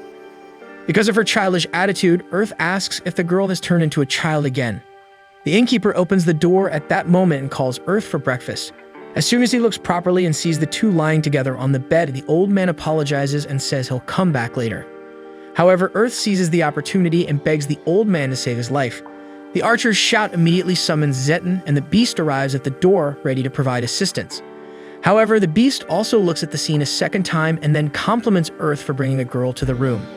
He responds that he didn't invite anyone to sleep with him and asks for help to get the queen off him. On the other hand, the monarch squeezes the archer even tighter because she's afraid he'll leave the kingdom. As she emerges from under the blanket and shows her crown, the two outside realize it's the fairy queen in that, at the very least, embarrassing situation. To make matters worse, Ryu shows up out of nowhere, exuding so much hatred in her words that her voice could be mistaken for that of a dragon. She looks directly at her sister and asks what she's doing there. With a certain cynicism, the queen replies that she came to apologize for what happened in the southern fort. After the accusations she received, she punished the responsible for the fort, her daughter, and her 80 private soldiers. Then Earth asks how they were punished, and the monarch explains that she took them all to a special area, causing lethal damage 30 times to everyone and healing 29 times, destroying their minds. Afterward, she demoted the girl to the lowest rank of a soldier, just like the others. Shocked by such coldness, Zeton and the old man conclude that the 30 times the queen punished everyone doesn't match the 29 times she healed, and they wonder what happened to the group after the last lethal damage.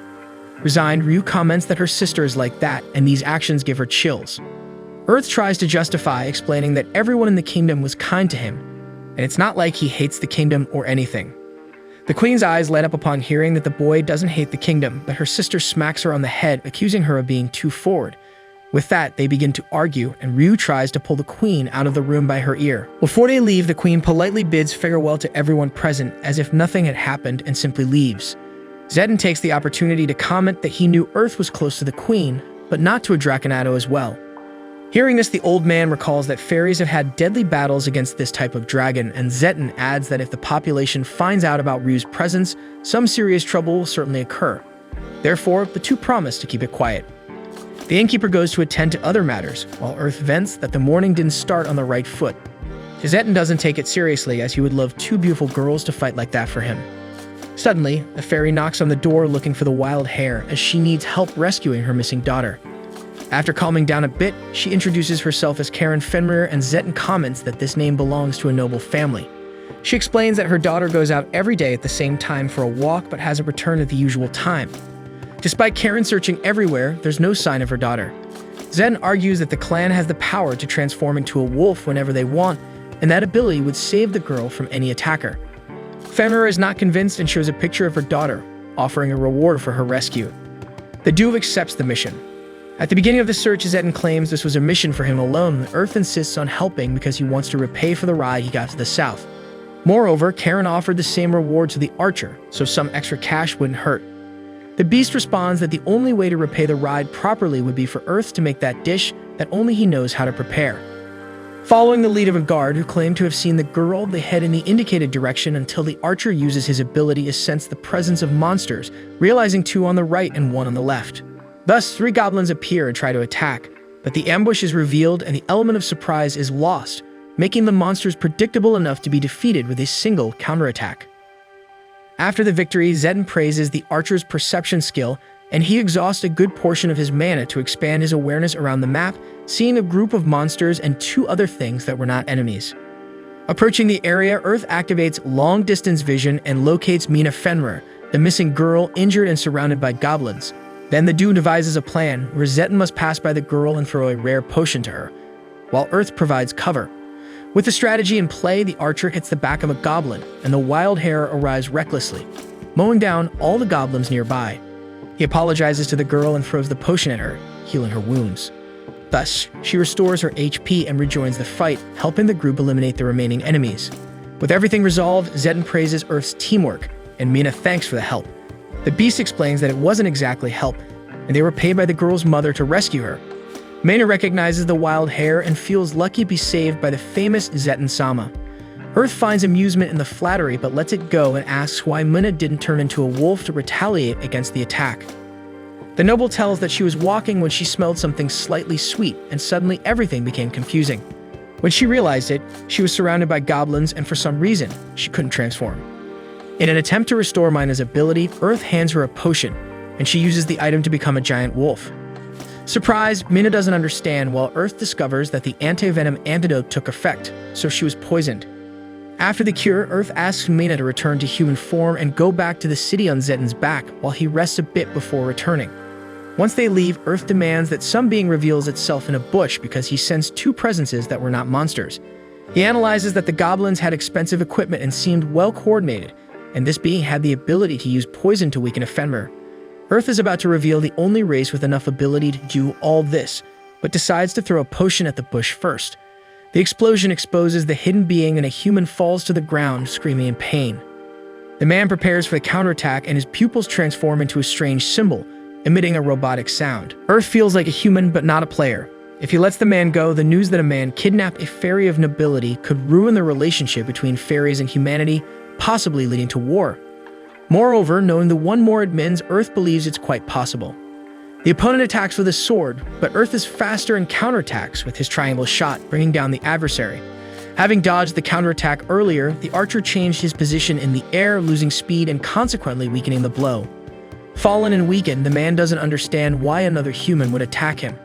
He starts belittling fairies, demeaning their race, while Earth dismisses the hate speech. He explains that he doesn't care about someone's race or country of origin. He believes in cooperation and harmony among peoples. Unconvinced, the man tries to retaliate, but the delayed effect of the triangle shot takes its toll, and the man shatters like glass before he can do anything.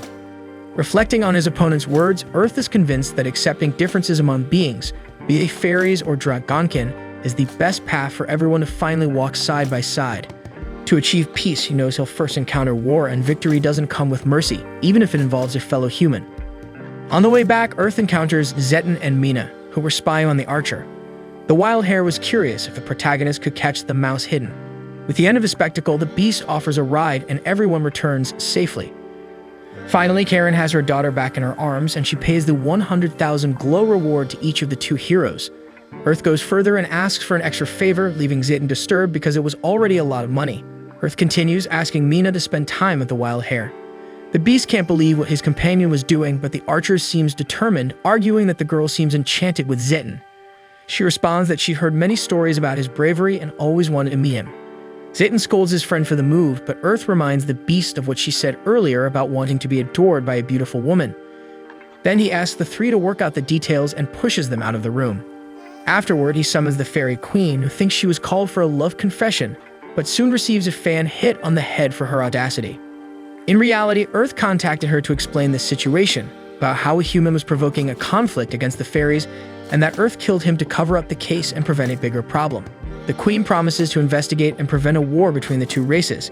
The communication ends and Earth asks for permission to sleep, but the monarch lies on the protagonist's bed, pretending to have heard that he wants to sleep beside her. As he denies, saying that she insists on pretending he did and calls the boy shy. He loses his temper and shouts at her to leave. She rises, asking when they'll meet again, as she needs to thank the hero for the services rendered to the kingdom. Earth thinks she's talking about some formal thanks, so he promises they'll meet again, but doesn't want any reward. Thinking to himself, Earth notes that this behavior of the fairy queen is not so different from the daughter of the leader of that fort. With the adventure in the south concluded, Earth bids farewell to his friends and discovers that Zetten and Mina got along so well the previous night that they're going to live together in the Fenrir mansion. He's happy with the great news and greets his comrade, thanking him for the company and shared experiences. Finally, they part ways and the archer calls his Pikasha by clapping, but the mount doesn't appear. The old man laughs and comments that this bird species sometimes doesn't even let the royal family ride. Earth laughs because he was just trying in vain. However, to everyone's surprise, Pikasha appears and Earth sets off on a new journey. During the flight, he asks the bird to land before reaching the city, as he doesn't want to cause a commotion. Pikasha feels rejected, but Earth tries to console it. After landing, the cook prepares a feast for his mount, who devours everything in a few seconds. Pikasha is delighted and decides to reciprocate, handing over the heart feather of Pikasha, an item that grants several very important advantages for combat. Earth is excited about the power of the item, and the bird bids farewell. Returning to the kingdom, Earth goes back to Blacks for new equipment, but lacking the ideal material to treat a bow, he decides to make do with what he has. Using metal, he creates a new X-shaped bow, even though it's heavier than the old one. He could get used to it. After all, his old attack power was 46, meaning it increased by 9. However, despite being stronger, the metal bow is more challenging to maintain. Eager to test his new equipment, Earth goes out to hunt, but a last-minute announcement appears, indicating that the challenge of the departed has been completely released. From the panel, the labyrinth's guardian emerges, thanking the players who freed the souls that were trapped and suffering after purifying the perverse spiritual energy residing in the labyrinth. With that, she could finally return to the heavens. Attentive to the message, Earth realizes that this was the background story. Then the Guardian offers a reward for some players who fought the most for her cause. Earth notes that a PvP tournament is approaching where only those who defeat a secret boss can participate. All those items indeed seem very powerful.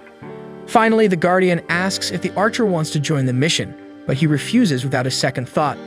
Even though the rewards were tempting, he no longer wanted to fight in public. Out of nowhere, a strange scream is heard in the distance, so odd that Earth claims never to have heard anything like it before. Even though he didn't want to get into trouble, he would regret not investigating, so he goes after the screams. Approaching the strange sound, he sees a newly born dragon inside a broken egg, surrounded by 4 people who were unconscious or dead. However, as soon as Earth realizes what he's witnessing, the bodies of the NPCs completely disintegrate. Touched by his familiar compassion, the archer approaches the small creature. who responds with some weak baby roars.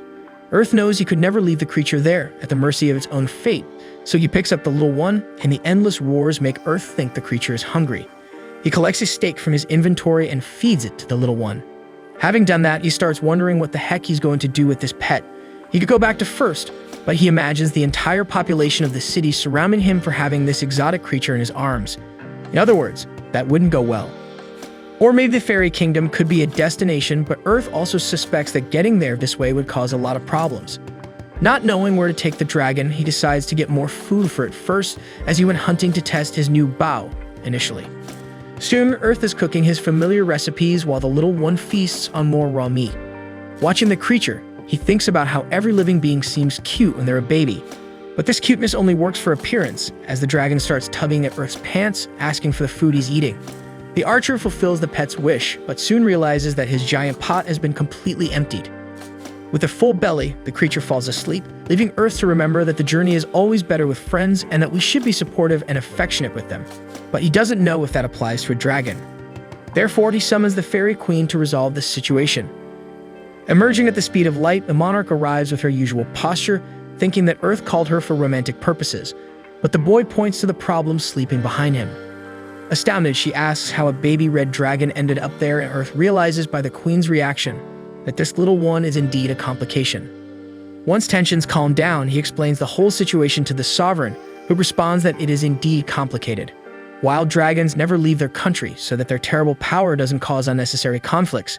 Since the archer didn't know the difference between wild and common dragons, she explains that both are extremely powerful, but common dragons have learned to tame their abilities, making it possible to form relationships with other races. On the other hand, the wild ones gave up control and became a kind of walking time bomb.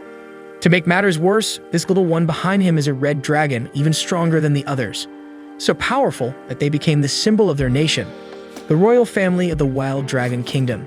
Connecting the dots, Earth realizes that the royal family's child has been kidnapped, and that's why this situation could escalate catastrophically, as dragons won't come to rescue the kid through dialogue.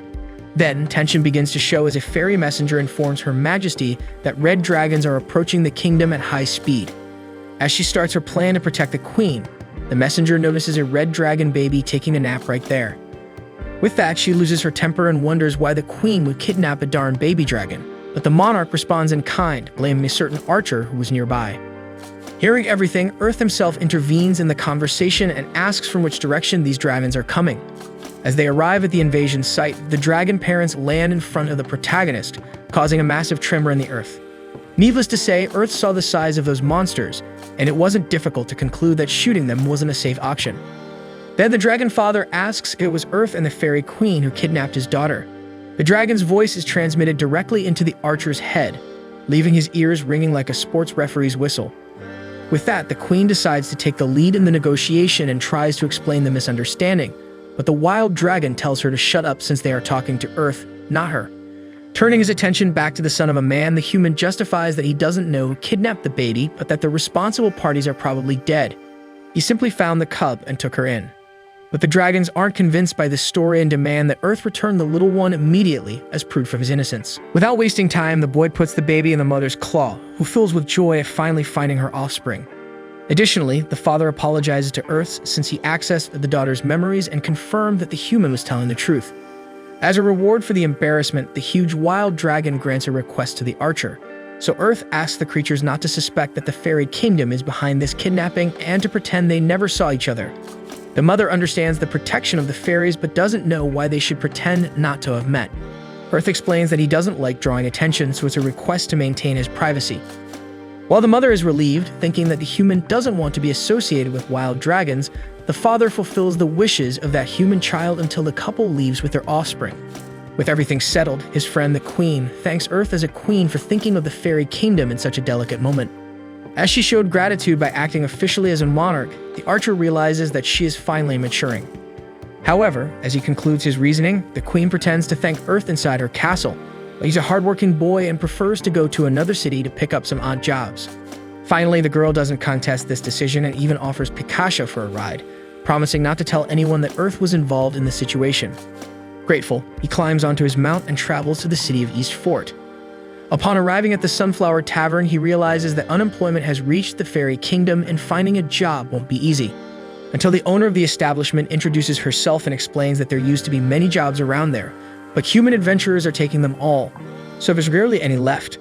But as he's eager to get his hands dirty, the fairy offers Earth a gig as a waiter at the Sunflower Tavern, starting tonight. As night falls and the crowd begins to increase, the boy notices that he's accumulating roles every moment, working as both a waiter, dishwashing, and cook.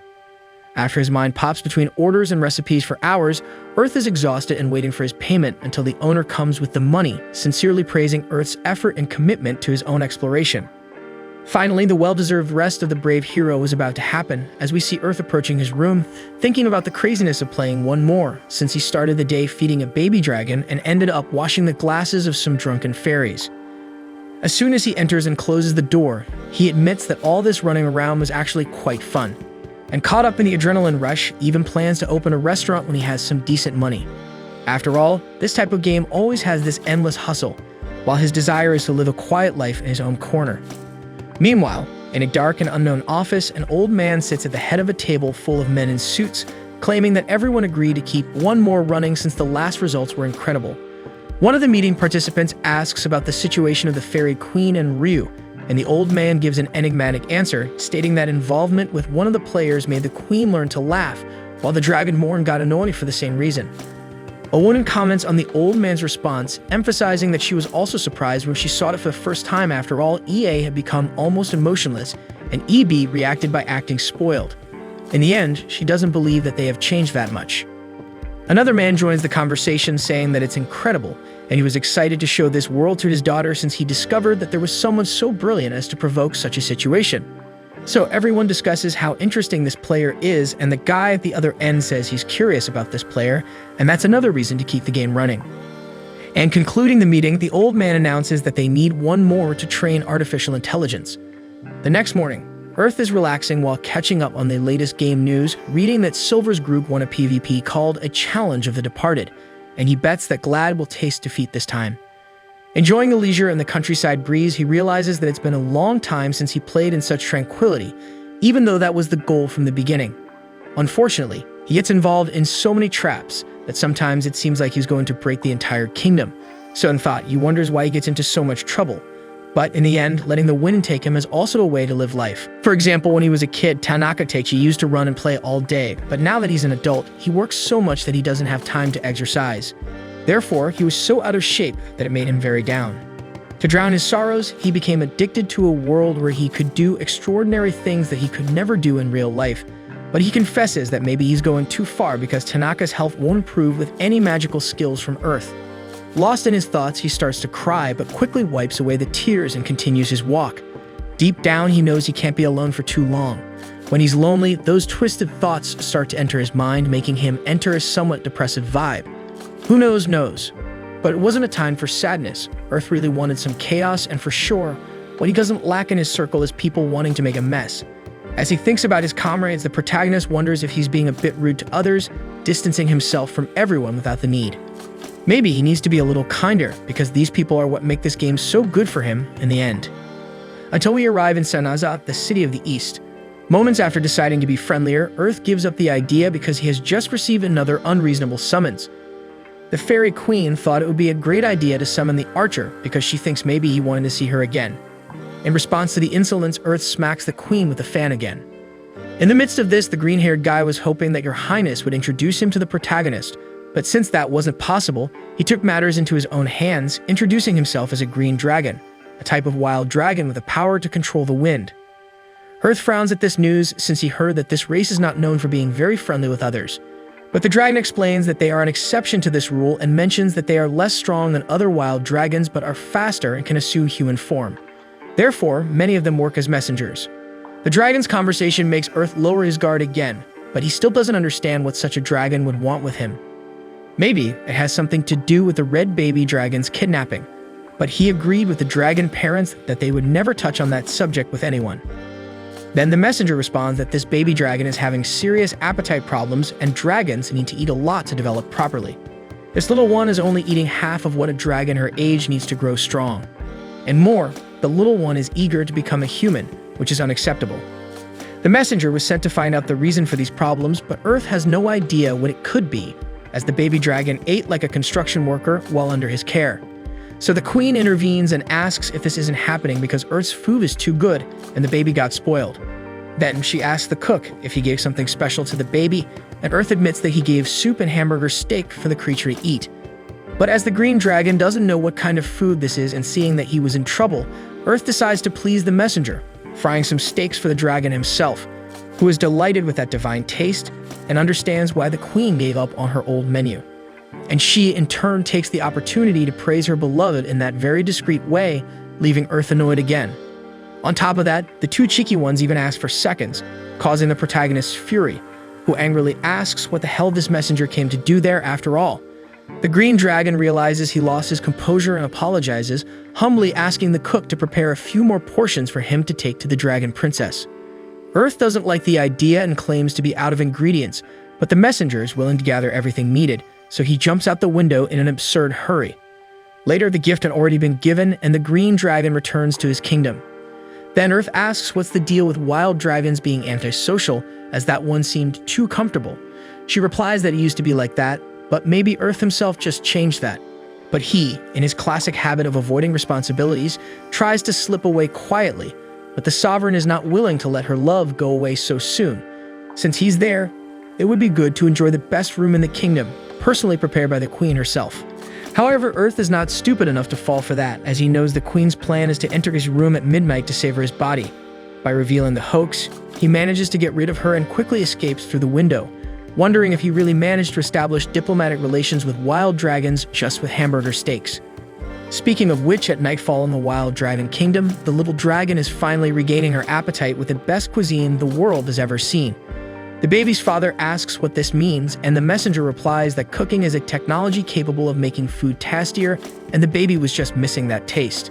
Surprised, the dragon father didn't know that human mastered that sorcery. Many days later, the messenger is trying to replicate Earth's dish, but the taste still remains bad, even though the appearance was similar. Then he wonders if he should ask the king to teach him to cook, but maybe that's not appropriate for a proud dragon like him. Meanwhile, flying in front of the window, a wild green dragon is lurking. Next week, we'll have more of this anime as soon as the new episode is released, so go ahead and subscribe to the channel, and don't forget to hit the like button below to support this video. See you guys.